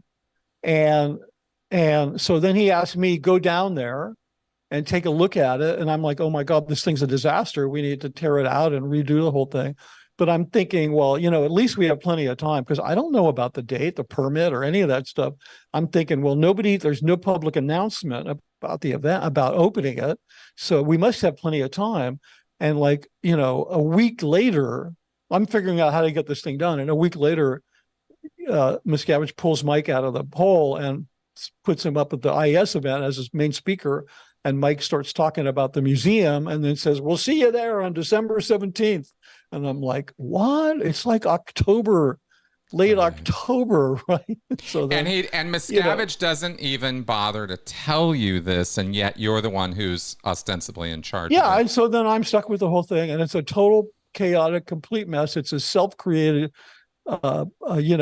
crisis, and then we got it done.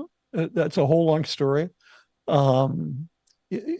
Getting it done is a story, and also what is in the museum is a story. Yeah. And I've written about that extensively. But and then when the opening happened and they closed down 2 blocks of Sunset Boulevard, Miscavige gets Mike out of the hole, and he's the main speaker, and then sends him back to the hole. Right. And I didn't know any of this was going on. I was I was looking for Mike that night to talk to him, and he was just he did his thing, and then he was gone. I never found him. So and again, it's just another encapsulation of this management style, which assures, like I've said from day one of putting up my channel, I have said that the self-destruction of Scientology is built into it. It's built into its DNA. Yeah, it is. The policies, the methodologies of Scientology assure its eventual destruction. They just do. But it's interesting to see how people like Miscavige come along and hasten that demise. They speed the process up through incompetence and through ego, and Miscavige has boatloads of both. And it's really interesting how the form of his incompetence is he has no clue how to actually run people on a long-term basis to, as you have described, be creatives, be people who own their jobs and are willingly doing them. He's got an army of people who just want that. That's all they want to do, is do their jobs and do it, and do them hard, and do them as best they can. And they're willing to stay up all night to do it. And he still screws that up because he's so inhumane. He can't just look at somebody and give them the freedom to do their work. Yeah. And I just find that absolutely fascinating. I'm putting all this together from the descriptions you've been providing for weeks with him, and it really puts him in a different light for me in a way that helps explain why he's taking Scientology over a cliff, which is just something I'm fascinated by, Yeah, well, I can tell you, Chris, he certainly knew how to run me. So it's not totally true that he didn't know how to run creative people. Well, then why are we talking right now? He kept me happy and working, and and well paid and with lots of gifts. I mean, I was love bombed over and over and over and over again. But slowly there's this mission creep where, I turn the corner one day and there he is with three executives, one woman and a man, and two men, people that I knew well. And it's 110 degrees and he's got them sitting on the cement on their butts and he's screaming at them and the tears and sweat coming down their face. And he turns and looks at me and points at them and starts screaming, this is why you don't have a Dianetics campaign. So, and somebody asked me, I think Aaron asked me if I was shocked by that. And I said, I wasn't shocked that he was doing it. I was shocked that he was doing it in front of me because I'd heard all these rumors about the abuse and they were credible, but I'd never seen it. So I brushed it off. And I knew it was important for him to keep me in a bubble and thinking he was a good guy, because he could drag me out to defend him when the St. Pete Times, which is now Tampa Bay Times, when they did the Man Behind Scientology, they did that profile on David Miscavige years before they did the Truth Rundown. Joe Childs and Tom Tobin, the writers of the Truth Rundown, they came to gold, and I spent a couple hours with them extolling the virtues of Miscavige's management style. So it was always in his interest to have me being like, no, he's a good guy, because that was really my experience, right? But over time, that kind of mission creep sets in, and then I turn the corner and I see this, because one thing you can guarantee every sociopath's going to do, they're going to drop that mask at some outside. And so there he is, right outside the dining room, and everybody's going to dinner, and he's making everybody watch this. And then he's dragging me into it, pointing at me and pointing at them and talking to me. That's why you don't have a Dianetics campaign. And I'm like, no, I don't have a Dianetics campaign because you dismantled the whole thing. You beat the fuck out of Jeff Hawkins. Well, see, that's you only care exactly. So the problem here is anyway, he doesn't really see it can't be both. Okay. And that's what do you things mean? Let me explain. Okay. So it can't be that David Miscavige is this brilliant, genius, wonderful man who knows exactly what he's doing and totally is on top of things and everything is wonderful with him and he knows exactly how to treat people, because then he doesn't. He does the exact opposite, and he does it over and over and over and over and over and over and over again, to the point now where you are one of 20 people now who have come out of gold. You're not XSO, but all the other ones were. I wish I was number one, but yeah. Well, we wish so too. I mean, I wish I was number one. In terms of getting the hell out of there. I wish I hadn't spent as long as I had there, and I'm sure you do too. We all do. But I guess what I'm trying to say is, it's like I can't understand how this guy can love bomb you, deal with you so well, deal with all of this. And I'm not doubting what you're saying. I'm trying to understand it. There's a difference, right? Is he's treating you so well, and you're getting, you don't have to see behind the curtain, and you're in the bubble of the bubble of the bubble, and that's completely understandable. You're not even the only non-SO professional up there. You were one of 6 or 7, you said, right? So there's this good face that gets put on, but then there's this other side. And even when they're ripping into someone, it's a little bit of, it's ripping for those people, but for you, but you're there because it's a kind of theater. They want you to see this. Stolley wanted you to see this. Eastman wanted you to see this. I'm going to assume Miscavige did. I think that's right. I suspect that. So there's this environment of, we're going to run people on this punishment drive, this threat. There's a hammer over your head all the time. And that's how I felt as a Sea Org member, is even when things were good, that hammer never really went away. Oh, no, you're always on the verge. Yeah, always on the verge. Exactly. And so I look at this management style, which starts from Miscavige and rolls downhill. Everybody who's doing it is emulating him.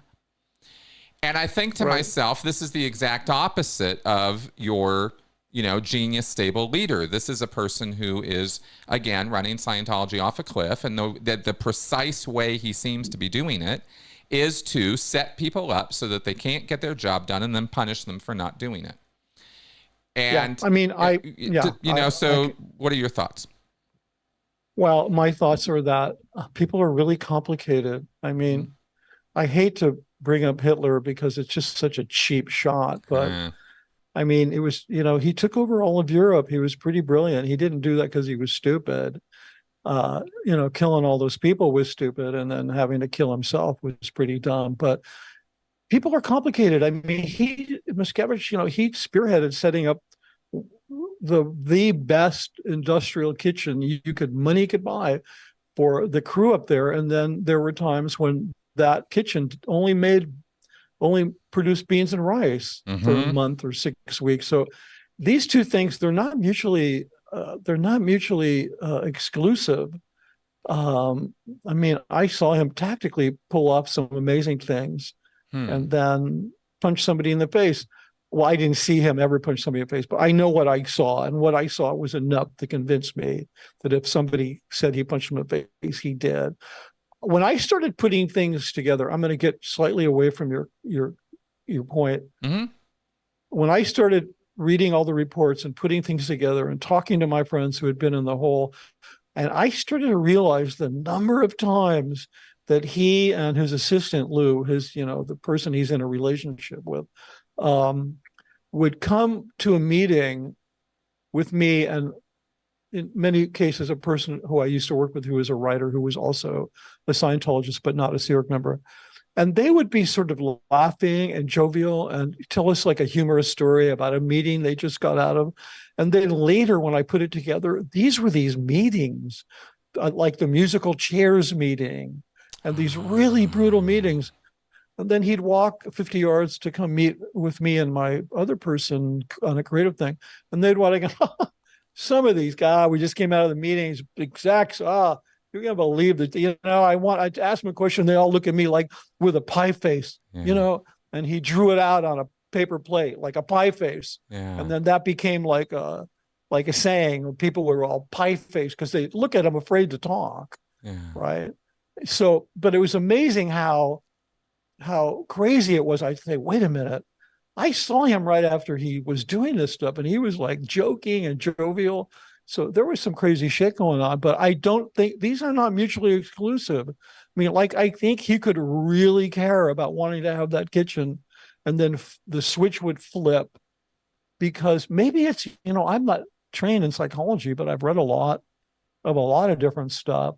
And there's this black and white thinking thing. I mean, you could probably speak more about that than I can, but I think it's black and white thinking. It's like things are all good or all bad.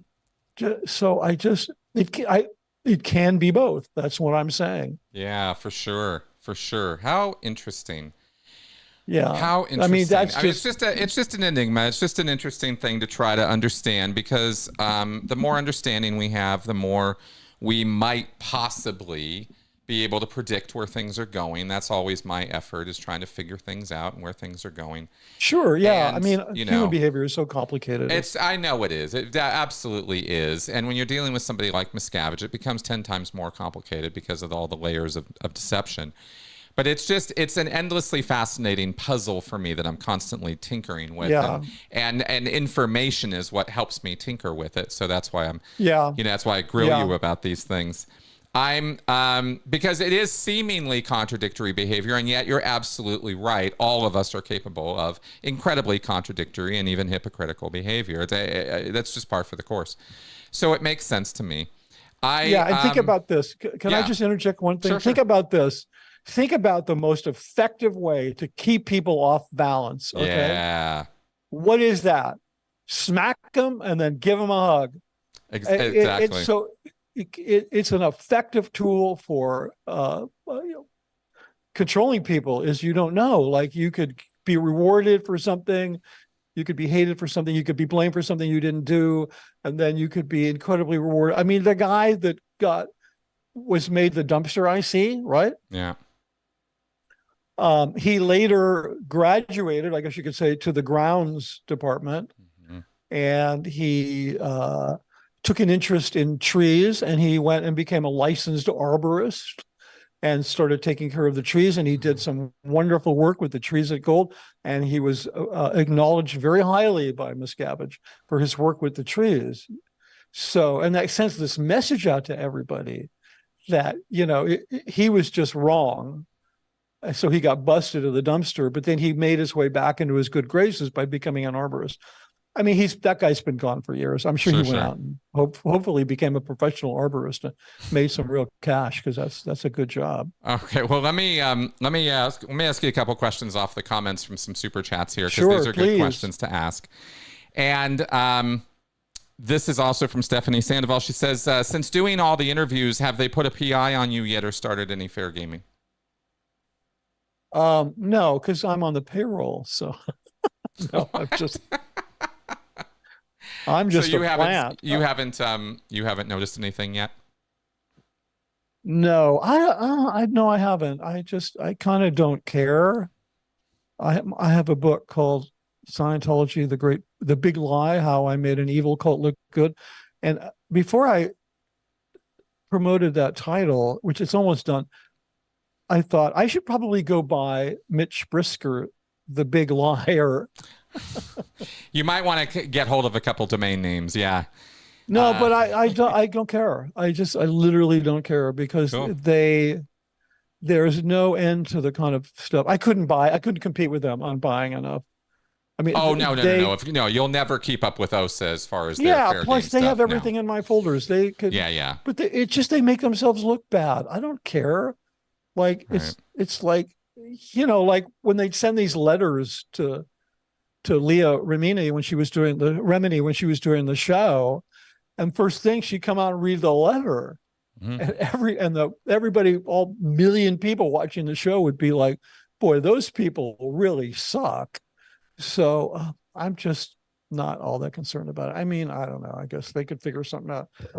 Well, that's the more public facing sort of fair game protest activities they engage in. But I think what we're concerned about, and I do have some degree of concern for you about this, because you are someone who David Miscavige doesn't just know, he really knows you, and you were considered a friend until fairly recently, and he tends to target people he knew harder than your average bear. I have received hardly anything over the years, and I understand why. I'm not on his radar. I get it.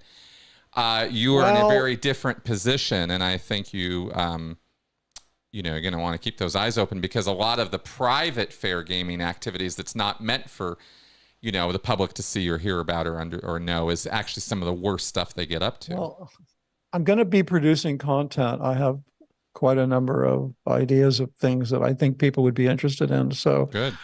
I do need additional ideas. So if they do anything, it would be very helpful, because then I could do content about it. Absolutely. Yeah, that was always my plan too. If they start following me around, I'll start filming them. But I'm not really concerned about that, because, like Chris, what was the line from that song? Freedom's just another word for nothing left to lose.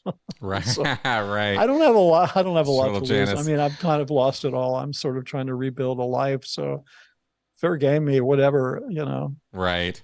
Well, here's another question from the super chat, which is also a good one. Did your senior make you do battle plans, keep a graph, and do conditions every week? Oh boy, what a question. Yeah, so no, as a matter of fact, I had an assistant who took care of all of the administrative stuff that would be expected of a staff member. I was in my office one day at Gold very early on, and every day we were shooting, I had to prepare, every day we watched shots from the previous day. I had to prepare what's called a CSW, which is based on an Air Force process. Did you know that, Chris? It's from the Air Force. I did not. Yeah, I think I learned that from you. I heard that it was inspired by a military I read it at Gold. thing. I had a copy of the Air Force Administrative Manual. Oh wow! And and it says in there it's called completed staff work. Yeah. So that was not an original Hubbardism. It was a rip off from the military. Yeah, I'm still the only original Hubbardism was Xenu and the BTs and all that shit. And that justice system. Everything else came from somewhere else. Yeah. But yeah, you had to write this document, and it was just a job, so you'd real quick eat dinner, you wash your shots, and then you sit down and I spent like an hour and a half writing all this stuff up. Greg Wilhere popped into my office one night, who was a big lieutenant then, and I had known who he was before because he was like a rock star in Scientology. And he popped in my office and said, "Wow, you're really busy. You need an assistant." So he came back with this woman. Her name was Lisa Short. She's like Lisa Allen now. She's pretty famous because she was one of the. She was my assistant for a couple of years, and then she used that as a launching pad to become the commanding officer of Gold. And that's what I don't want to get into all that here or now, but I've definitely written about it.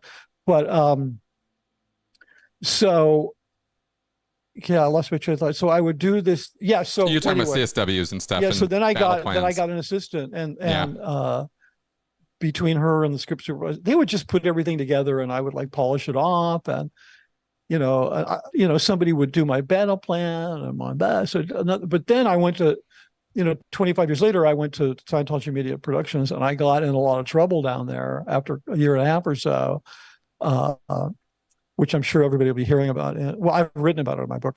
And then when I went back, they were like, "No, you're totally on your own." They were so pissed off at me because I made them look bad, I think, at SMP. That I all of a sudden, after all these years, I had to start doing all that stuff. Like every day I had to "Where's your battle plan?" And people are nasty about that shit. They'll put their my quote unquote senior, who had been the 11th person in that position since I'd been there. Can you imagine by the time you're through 6 or 7 people, you just don't even take them seriously anymore. Mm-hmm. Would come into my office and put her hand on her hips and scream at me, "Where's your battle plan?" It was just I had to do these really intense CSWs to get paid, accounting for every second of my time.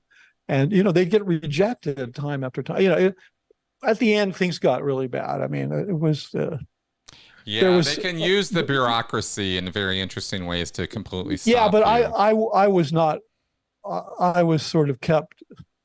no, this guy's time is busy. Let's just keep him working. I mean, at the height of my career there, even the compensation I was paid was part of, you'll know what this means. It was part of the FP1. It was part of the org's overhead. It could not be paid. Oh yeah. So yeah. So I went from that to, you have to beg us for money. Yeah, exactly. Because that's exactly the kind of thing I'm talking about with Miscavige's management style, right? And how it filters down.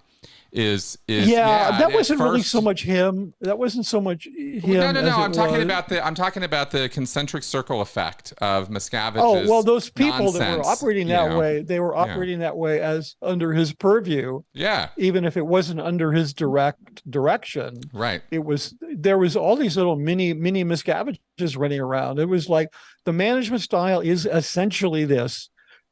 If you're underlings, your juniors don't fear you, you are not a good manager. That's it right there. Bottom line. That's right. It's fear-based punishment drive.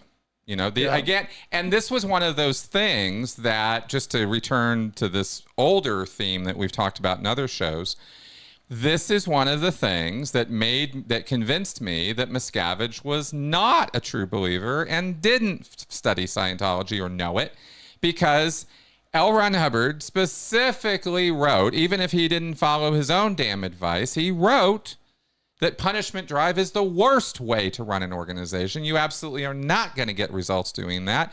Don't do it. Just not how you're supposed to run things. And yet, of course, Hubbard was a hypocrite, and Miscavige it doesn't appear that Miscavige ever even was aware of that, because of what you just said. Fear is the primary driver for him. But again, it's just weird.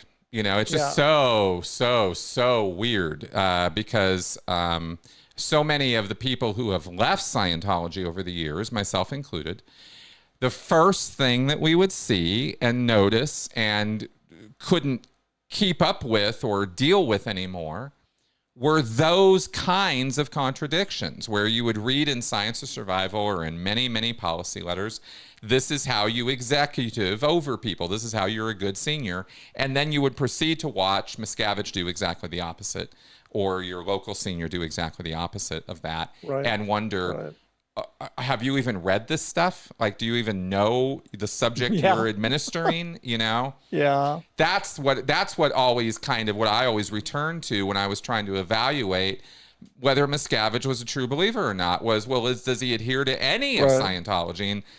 And he Yeah. kind of doesn't. You know, I think you're looking for a consistency of thought, which doesn't exist. exactly. Because I think that, again, if considering my understanding of black and white thinking, so Hubbard gets up in the morning, he's in a really shitty mood and hasn't had his coffee yet, and throws some kid overboard, and then by the nighttime he's writing about good management That's is right. like That's inspiring right. people. I mean, they're crazy. They're all over the freaking map. That's right. So it's like they're not like going, I'm a bad guy. I'm only a bad guy. I'm just going to be a bad guy.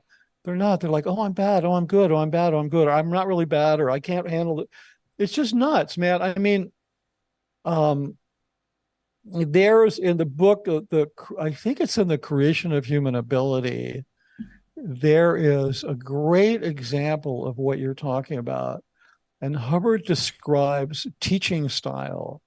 He describes that if you teach somebody with force, what you're teaching them goes into the reactive mind. Mm-hmm. And the way you have to teach people is you have to be, and I use this as the style of a film. This, when we did the Dianetics films, it's you have to be calm, settled, and friendly. It's something like that. Mm-hmm. Like that's the only way you can teach people. And this is so true. Like this is what's so dangerous about Hubbard, is that like every once in a while he'll say something that is a piercing truth. And he says in that book, consider your own education. And when you learned something, it was because the person was being, kind, friendly, and like if you want to learn about how to take an engine apart, and the guy says, hey, come on over here, I'll show you how to do it. It's a piece of cake. Okay, you start by picking up the wrench, right? Mm-hmm. As opposed to the guy who says, if you don't learn how to do this, you're going to die in the streets as a pauper, right? Or if you don't learn this and get it right, you're going to the hole. Yeah, exactly. Yeah, exactly. It's a whole different incentivizer. It puts your brain in a whole different place. Yeah, but I thought about this, and I thought about my own education, and I realized the first teacher I ever had who acted exactly the way Hubbard said was an art teacher I had in middle school, and I ended up pursuing an art career because that's the only thing I ever really learned, because the friendliness and the kindness of the person who taught me. So right. When you're talking about these contrasts, I mean, it is really crazy. Yeah, it is. It's really, and it's crazy making even a little bit trying to understand it. Let me back up again, because I'm absolutely determined to understand this before we are done today. And so I'm gonna go right off of Miscavige, go right back to this question I asked you earlier, and I want to know about this, because I'm just personally very curious about it. You get assigned the very first tech film to do, your first one, and you are given a script, and you are given notes, or you are given tapes of Hubbard's directing when he was directing the original version of it, right? So you're given this package of stuff. Is that all you're given, or is there more? There wasn't anything else. I mean, there was the original script. Yep. There was the film that I was remaking it, which I studied that. There was the original script. Then there was a bunch of cine EDs that describe your job. The director, Per Hubbard, had a lot of leeway in how he interpreted the film, not the technical stuff like e-meter reads and stuff. And then there was a ton of stuff. I mean, in many cases, the messengers had followed. If I was remaking a film that he did, the messengers had followed him around with a tape recorder and tape recorded him on the set. And I would listen to all those tapes. And so, I mean, I basically had everything that was whatever the technical thing was being taught in the film, or it was an auditing process or about communication drills or whatever. I would receive all of the technical references and study those. So there was nothing hidden. And then in some cases, like the first film that I did, when I read the script, and I was really green up there, but when I read the script, there was something about it that really disturbed me, which was the film started and the credits rolled over the beginning of the film, and I really don't like that technique, because I think you should either not have credits at the beginning of film and start it, or you should have a title sequence and engage the audience with the credits and then start the film. I don't like that technique, which is used a lot in television to save time. Where you start the story and you keep rolling the credits over it. Yep. I hate it, and I thought, oh, I don't like that about that. This script was like that, and I said, and I asked the guy that was kind of working with me, helping me, the Sea Org member, I said, hey, can I write a title sequence and put it at the beginning of this film so that I can just get the titles out of the way and then start the film? And he was like, what do I say? He didn't know how to answer it. Because if he said no, he could get in trouble. If he said yes, he could get in trouble. So he said, he capitulated, and he went, well, yeah, because everything is proposed, right? So I got all excited, and I sat down and I wrote this title sequence, stuck it on the beginning of the script, sent it up, and Miscavige was like, awesome, do it. So, I got a lot of leeway in doing that. So you did have leeway, yeah. Okay. Yeah, so then what I did was I made an art form out of adding title sequences to all the films. I had a copy of them all somewhere. I'll try to find it. So I made, like, every one of the films I designed and then would shoot a very specific title sequence, because they had these kind of silly titles, not silly, but they were they intruded onto the film, and he liked to roll titles over the start of the film. So then that was just a stamp, and for whatever reason they'll remake all those films, but they'll never change that I did that, because that's what the audience, the Scientologists, expect to see. That if they change that, people would think there's something wrong. So fair enough. But yeah, I had a lot of leeway. So you had some leeway. Okay. So in terms of, what was your opinion of the scripts themselves that Hubbard wrote? Did they follow standard formatting? Were they easy to read? Did they require dialogue changes or other changes? Because, I mean, like, how were they? What's your take on Okay, so when this is going to be a little bit of film school here, but let me see if I can simplify it. Mm-hmm. Okay, so the types of films that he made, the standard way of formatting these films, it's done in screenplay format, which is technically called master scene format. I know you and I have talked about that a little bit. Mm-hmm. So he did not write in that standard format. He invented a format which he called the 16-column format. And the rationalization for that departure from standard screenwriting was that the people that were on the crew that were, when he was first making films at La Quinta, they were comprised of groundskeepers, cooks, bottle washers, messengers. 16-year-old David Miscavige was on camera, and none of these guys knew anything. So he wrote these scripts out where 16 columns across, like a large piece of paper on its horizontal angle. And then it would be every shot, every line of dialogue, every cut, every sound effect, every music cue. He would spell these all out on the 16-column format. It was absolutely insane. I could not read it. I could not follow it. I couldn't even watch a film he made and follow the script along. It was impossible. Huh. So I had them all converted. Like when I would do a film, I'd get it retyped into master scene format, or I would just do it myself, which is a good way to become familiar with it. I'd go through and type it as a script. And then I actually brought a guy up there who's passed away a while ago. He was the head of the story department at Warner Brothers. He was a professor at USC for a while. A guy named James Boyle, and I'd studied screenwriting with him before I went to Gold. And I actually engaged him and brought him up there to teach film writing at Gold. He went up there on weekends. He's a brilliant guy. But so I got everybody like to shift over to master scene format, which really helped just the quality of the films a lot, because they were less disjointed and less jumbled. And then when they finish a film, I mean, they even do this in the industry, a typist would watch the film and then type the script from the film, and that's called a final shot script. You have a shooting script, which is Like the shooting script for the film Aliens is 50 pages longer than the final movie. So somebody types up the final one, and that goes into the Library of Congress and whatever, blah, blah, blah. So all of the tech films, when they were done, they all got typed up in a master scene format. So that was really frustrating. That script format was. Had you ever seen any script format like that before? No, he invented it. It doesn't exist. Oh, he anymore. did invent. I thought so, because I've never heard of anything like that. It's Hubbard's it's a 16 column format. It's the tech film. He invented it for the tech films because he needed to, it's like a dance chart, right? He needed to baby step walk all these people through making these films.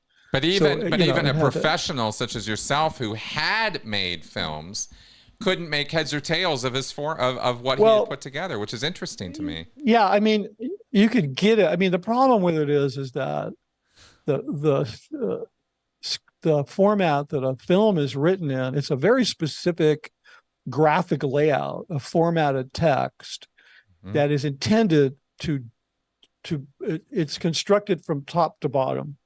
English language is written from left to right.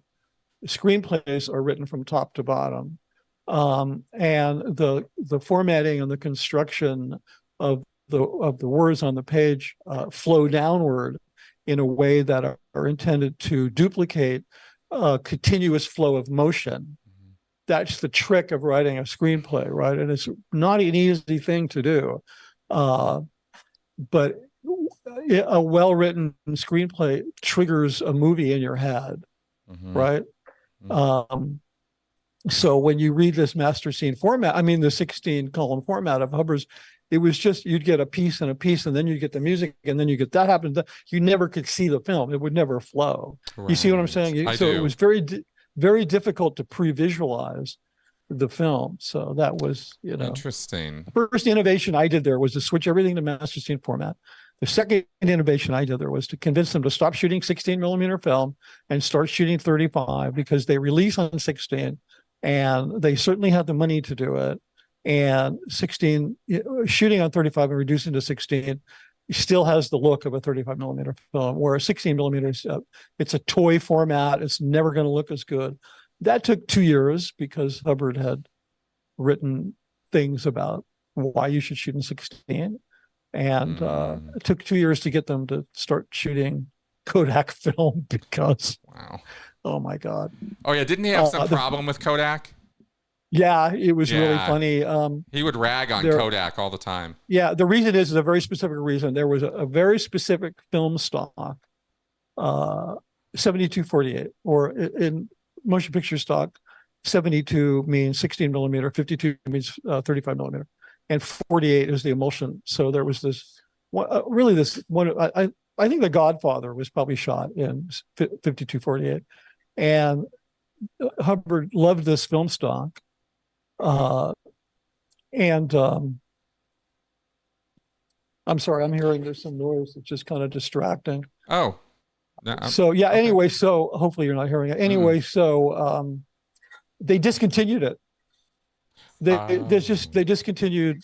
They actually came out with a better 16 millimeter stock, but he was so pissed off at them that he wrote an issue, just for the base, about what rank amateurs they are, and they're a bunch of criminals, and they started shooting on Fujifilm, which is nothing wrong with Fujifilm. I just preferred the Kodak stocks.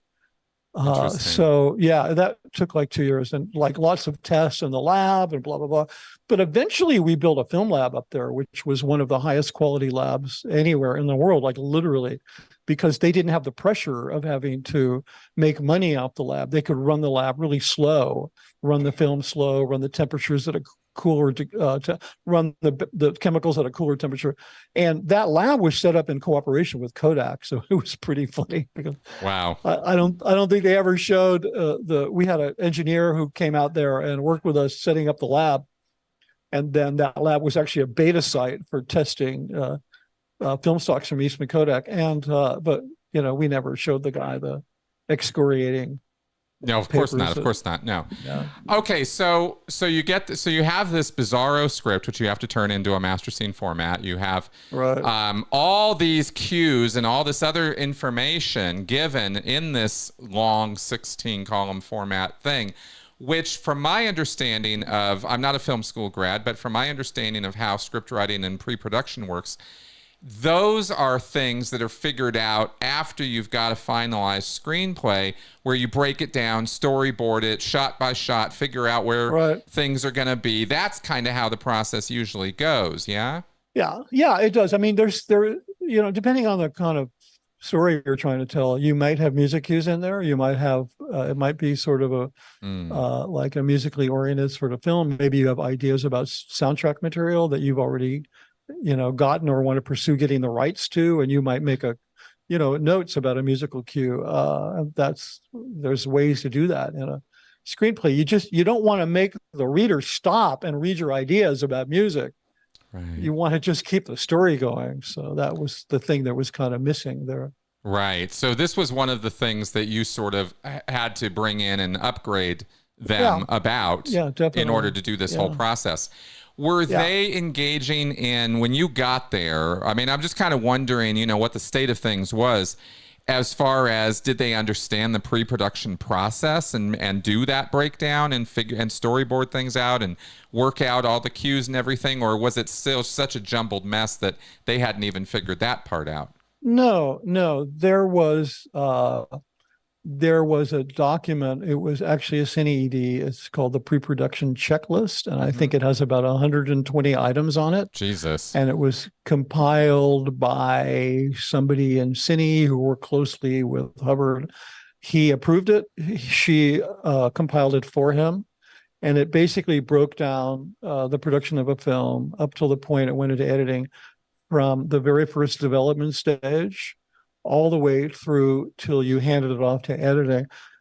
There was any number of professional people who came up there to teach and do seminars. We had people in set painting from the Fox Studios, 20th Century Fox set department. They have a very noted set department. A couple of world-class cinematographers, like Academy Award nominated level people. I had some editors come up that I hired to help us with The Way to Happiness, who were like super duper, highly skilled people. And a number of people would look at this pre-project list and they'd think, wow, we should have something like this in Hollywood. But the problem, because it was really a good tool for organizing production, but the problem with it is that not every production is the same. It was done around the tech films, and it was done with the idea of creating some future projects from scratch. But so not every one of those steps fit every project, but you still had to do them. So you had to figure out some way to to go through the process of arriving at completing that particular step, pre-production step, even though it was ridiculous. And I'll give you an example. Like maybe you were going to convert one of Hubbard's early Freedom magazine articles into a film, which we did a lot of that for the Scientology network. And so those first steps about like having an art motif and having a treatment and having a subject, they were already done. But you still had to, in many cases, figure out a way to perform those things. So it was, even though on the one hand, it was a very well-organized thing to have, it was the rigidity with which it was applied was not always productive. Right. Let me ask you this. I mean, look, Steven Spielberg is making amazing films. He's never seen the pre-prod checklist. Oh, of course. So let me ask you this: is what in all the years that you were there, maybe especially during this ramp up period where you were kind of getting grooved into how to make these films and how it all was working and organizing it up and putting it together, what surprised you the most as a professional filmmaker that they didn't know or didn't have straight? Well, two things. One, that ramp up was about a week, so it wasn't really like a big deal. And two, it was the cost of failure. That was the biggest thing, the high cost they placed on people failing. And that remained the biggest thing forever. And the biggest impediment to getting anything creative done on a consistent basis is there's so much threat for failing that it's an impediment. I mean, it wasn't the equipment. We had amazing equipment. Well, that would be We that would be kind of the conclusion there is the skills were there, the willingness was there, the equipment was there, but the management style just kept messing it up. Well, yeah, the application of policy, Mm-hmm. because some of those policies were just so brutal. I mean, if you turn on the Scientology network, the Gold produces a lot of stuff for that. Mm-hmm. All of the things that appear like episodes, like they have names like Faces of Humanity or whatever it is, I don't remember, or Inside a Church, or all those things are done at S&P, and then all the more filmic stuff are done at Gold, and you'll see some really high quality work, because that's not the problem. Right. Did you direct? I have a couple of questions from the comments that are coming in that I think are good questions, so I'm going to throw some at you here. Okay. Did you direct YTRs? And well, first off, did you direct YTRs with Isaac Hayes? I cast Isaac Hayes in the film. You did. Yeah. What was he like? The actual script was described. Hubbard described that guy as a kind of like Gandalf without the hat, long gray beard, long white hair, wearing a sort of a wizard robe. And I thought of Isaac. I thought, sounds like Isaac to me. I didn't want to do that anyway, because that's funny. We really, and Isaac was he was actually an African king. A lot of people don't know that, but he's a descendant from royalty in Ghana, and he had gone back to his home country at some point, and he had gone through whatever the coronation process is to be. Did you know about this? I did not. He was the king, and so I cast him in the film. They used to refer to him, as Black Moses. So I did a proposal, and I told Miscavige, "Hey, I want Isaac Hayes to do this," and he was like, "Wow, that's a great idea." And so we designed this beautiful red velvet African, like fit for a king, like literally designed out of what African royalty would wear. There's actually a shot of him from the back on the set in the Gold video. There's a bunch of quick cuts from the tech films, and one of the is on there. Interesting. I'll screen grab it and send it to you later. Yeah, no, that's very interesting. So yeah, I definitely directed it. Why do they ask? Because I wanted to know what the story was. I just wanted to know about Isaac. It was just about Isaac. Yeah, it's just like, did you direct it, and how was? Well, God damn it! Like? I'll tell you about. I mean, Isaac was just an amazing guy. At the time when we told him he was cast in the movie, asked him if he would do it. He was living in New York doing his radio show, and it was a really strong commitment for him, and he said, "Yeah, I can only do it on weekends." And so Tommy Davis, who then, the infamous Tommy Davis, he was a celebrity wrangler at CC at that time, and so we would send Tommy back to New York on like Friday afternoon. He'd gather up Isaac and then fly with him to LA, and then run his lines with him on the plane. And then we'd shoot for the weekend. And then Isaac, on Sunday afternoon, he'd fly back to New York. And I think we got his stuff done in maybe 3 or 4 weekends.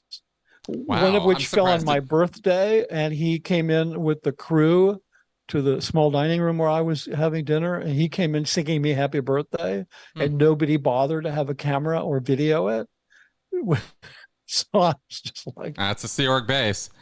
Well, no, usually they like kick cameras everywhere. They would just, I mean, I can't tell you how many pictures and videos I got at birthday parties, but the one where Isaac Hayes sang me happy birthday.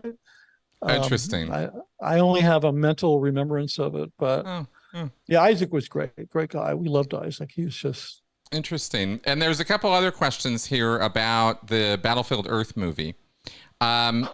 And so, Battlefield Earth is perhaps one of the most craptastic movies I have ever seen.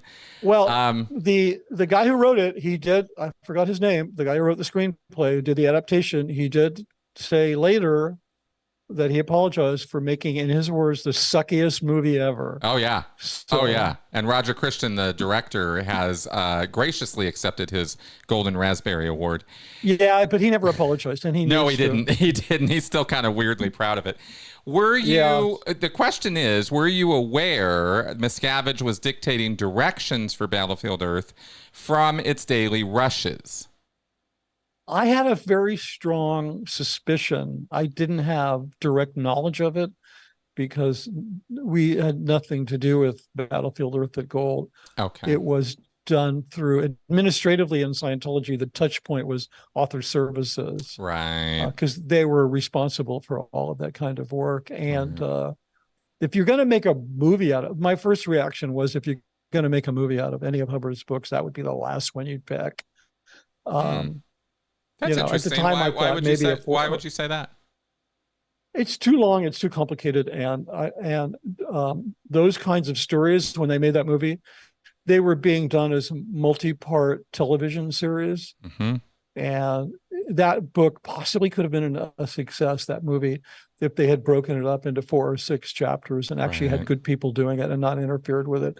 It's really not a bad book. It's not my kind of science fiction, and I was kind of more of a Philip Dick fan, Right. but Yeah, the framework of the story is a little too simplistic for me, for my taste as yeah, well. it's just not. It's a potboiler, and Yeah. I'm not a big potboiler type of person, but I thought that was a bad choice to make that film, and I suspected really heavily that Roger Christensen was being interfered with, and the reason that I say that is because I'm sure that and with all due respect, I met him at a post premiere some kind of event at ASI.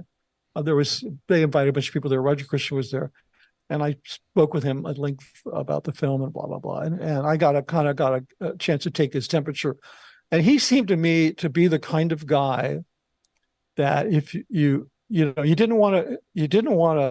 not going to hire Ridley Scott, because he was just going to say, "This is my film. You let me make my film, or you can fuck off." That's right.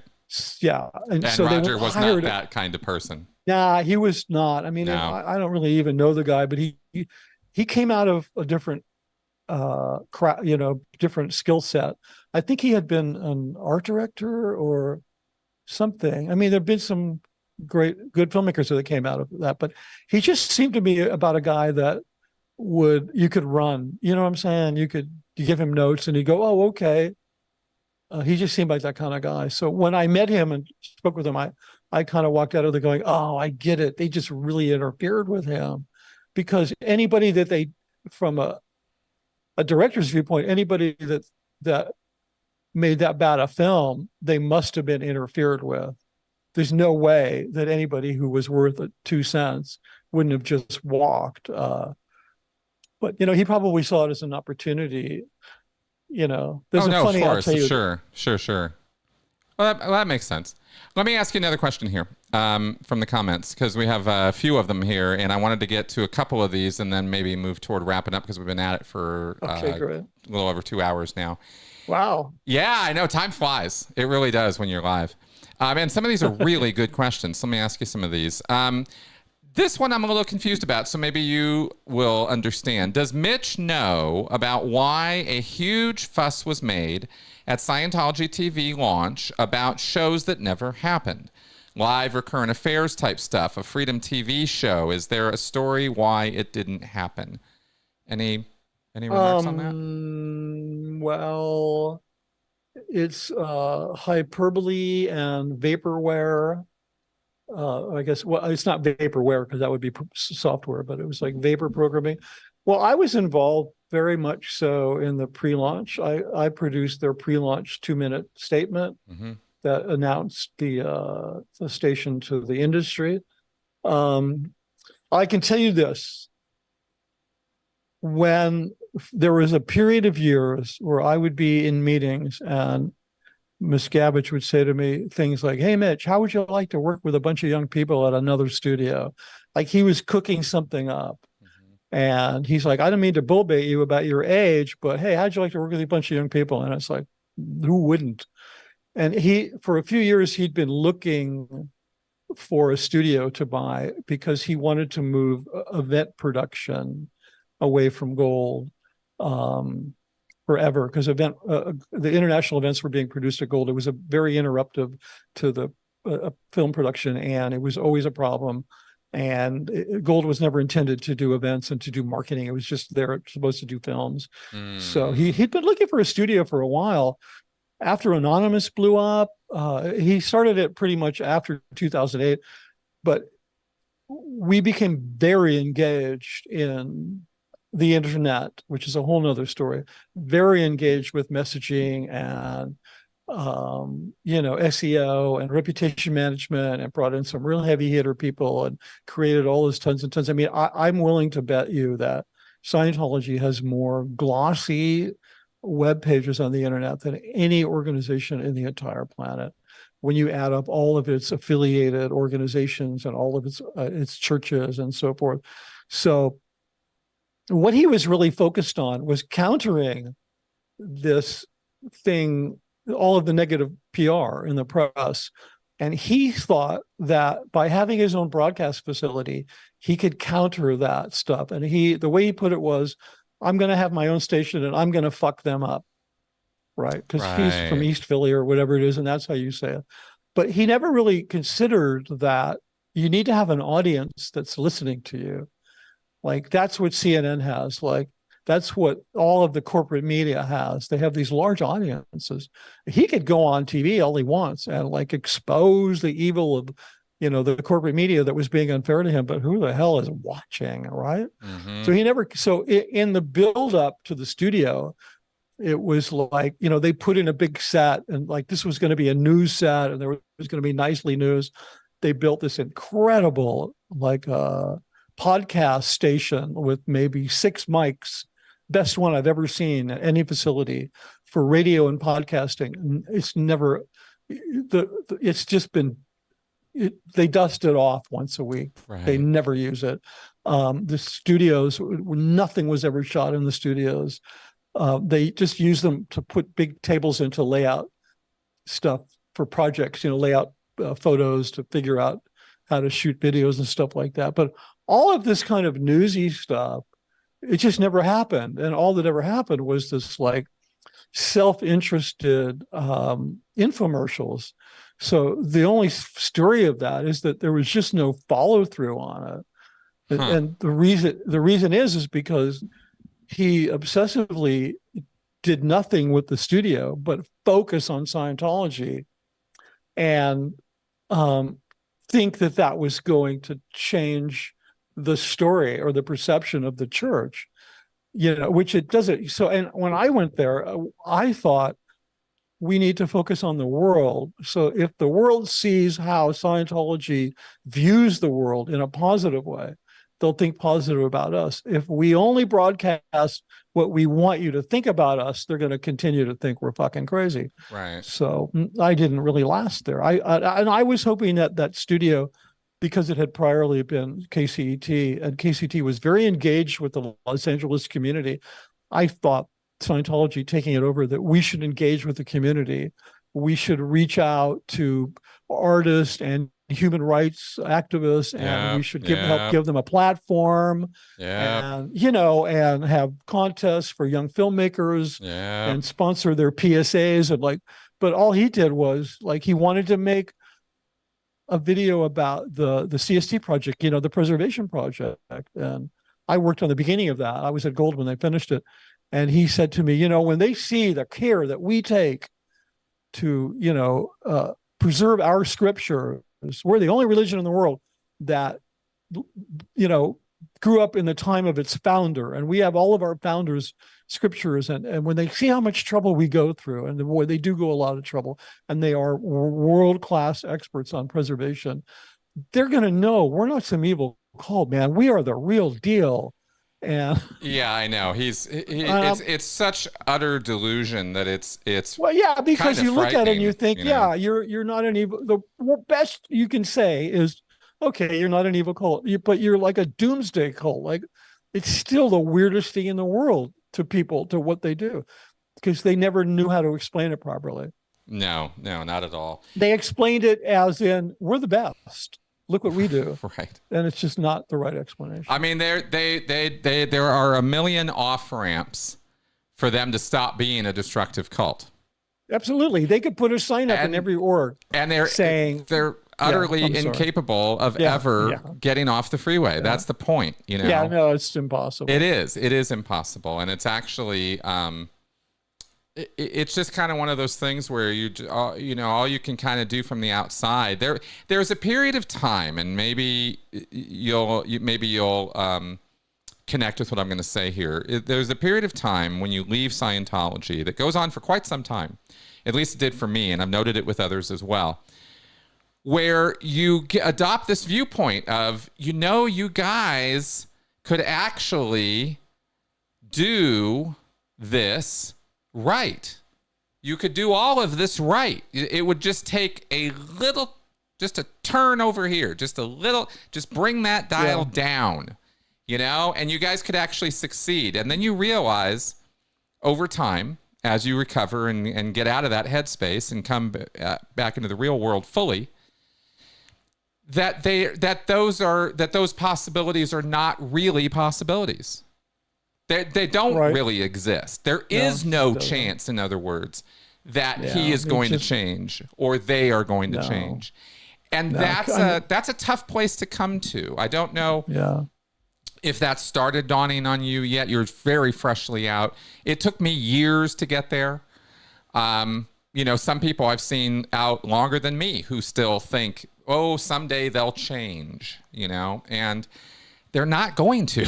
That's never going to happen. When I left, I took a 50-pound sledgehammer and I started smashing the shit out of every bit of cult brain that was lodged inside of me. And I'm still yanking out the shards, but I don't have no disillusions like of reforming the Church of Scientology, because, you could, I got in at a very special time when Yvonne Jench was a magical person, established Celebrity Center. And for a very brief period of time, it was a real humanitarian effort that cared about artists. And then, of course, it was just destroyed because it was a fluke, and there's no going back or recreating that. That's right. You could repopulate Scientology with kind people, and it would still descend into some horrific state, because that's what it's designed to do. Exactly. It's like there's nothing there. I have no illusions about that. That's right. Whatsoever. They could, if they were smart, they would put a big sign in every church. When you walked in, there'd be a picture of Xenu, and it would just be right there. 72 trillion years ago, there was a galactic blah, blah, blah, right? And it's affecting you and everybody on the planet, and you can get out of this, and just not do all that. And they'd probably attract more people who are into that kind of nut brain shit than they have right now. That's and then if Miscavige if he did just another thing and said, we made some mistakes, because I really believe what I'm doing is for the good of mankind, but I realize I screwed up and I hurt some people, and I'm here to apologize, and I want you to know if he did that, they would just, their stats would go through the roof. Oh my God. That's right. That's exactly right. In fact, I'll go one further and say, all they would have to do to create a Scientology renaissance, to recreate the 70s over again, is put great big 3-foot tall, 3-foot high banners across their, empty buildings all over the United States, with a great big banner that simply says, "We're sorry." Yeah, and then people come in and go, "What are you sorry for?" And they start explaining, "Well, we had this, and we had this problem, and we got rid of this guy, and we had this problem. But you know what? We were wrong. It's solved, and we're here to help." And then started doing exactly the things you just described with SMP. Because the first thing I thought of when you were describing bringing in young filmmakers and using podcasting and doing all these things, hosting and helping people, I thought of Yvonne. I thought SMP, if Yvonne Jench ran SMP, they could turn it all around. As crazy as that sounds, and it does sound crazy because they're pretty deep down, they actually could turn it around. And I get to say this, I get to tell them right to their face, how they could do it, knowing full well they'll never, ever listen to me. Yeah, it's just, Isn't that funny? yeah. I mean, It's wild. I don't, I just, it's not a constructive activity for me to allow my thoughts to drift into this idea that there's some potential for a Scientology reformation. Yeah. It's just, it's not that I don't want to go there. It's just like, it's ridiculous. It's like, okay, so, if chickens had lips, if pigs grew wings, that's right. If Scientology like was kind. Yeah, if the moon was made of green cheese. That's right. That's if they turn those empty buildings into homeless shelters. Yeah. It's like, nah. I know. They could turn it all around. It's so funny. They got plenty of money. They got plenty of space. They got plenty of staff. They have an army of people who are literally fanatical about the subject and are willing to do anything if you just give them a little bit of room. Man, it's just really something. I think we're going to start wrapping up because I think we're coming to 2.5 hours. I think is a nice, good, chunky live stream for people to consume. I'm kind of talked out. Yeah, we talked about a lot of stuff. So, Mitch, I want to thank you for doing this with me today. Yeah, well, let's get it done before the PIs show up. Exactly. Exactly. So maybe we'll do this again.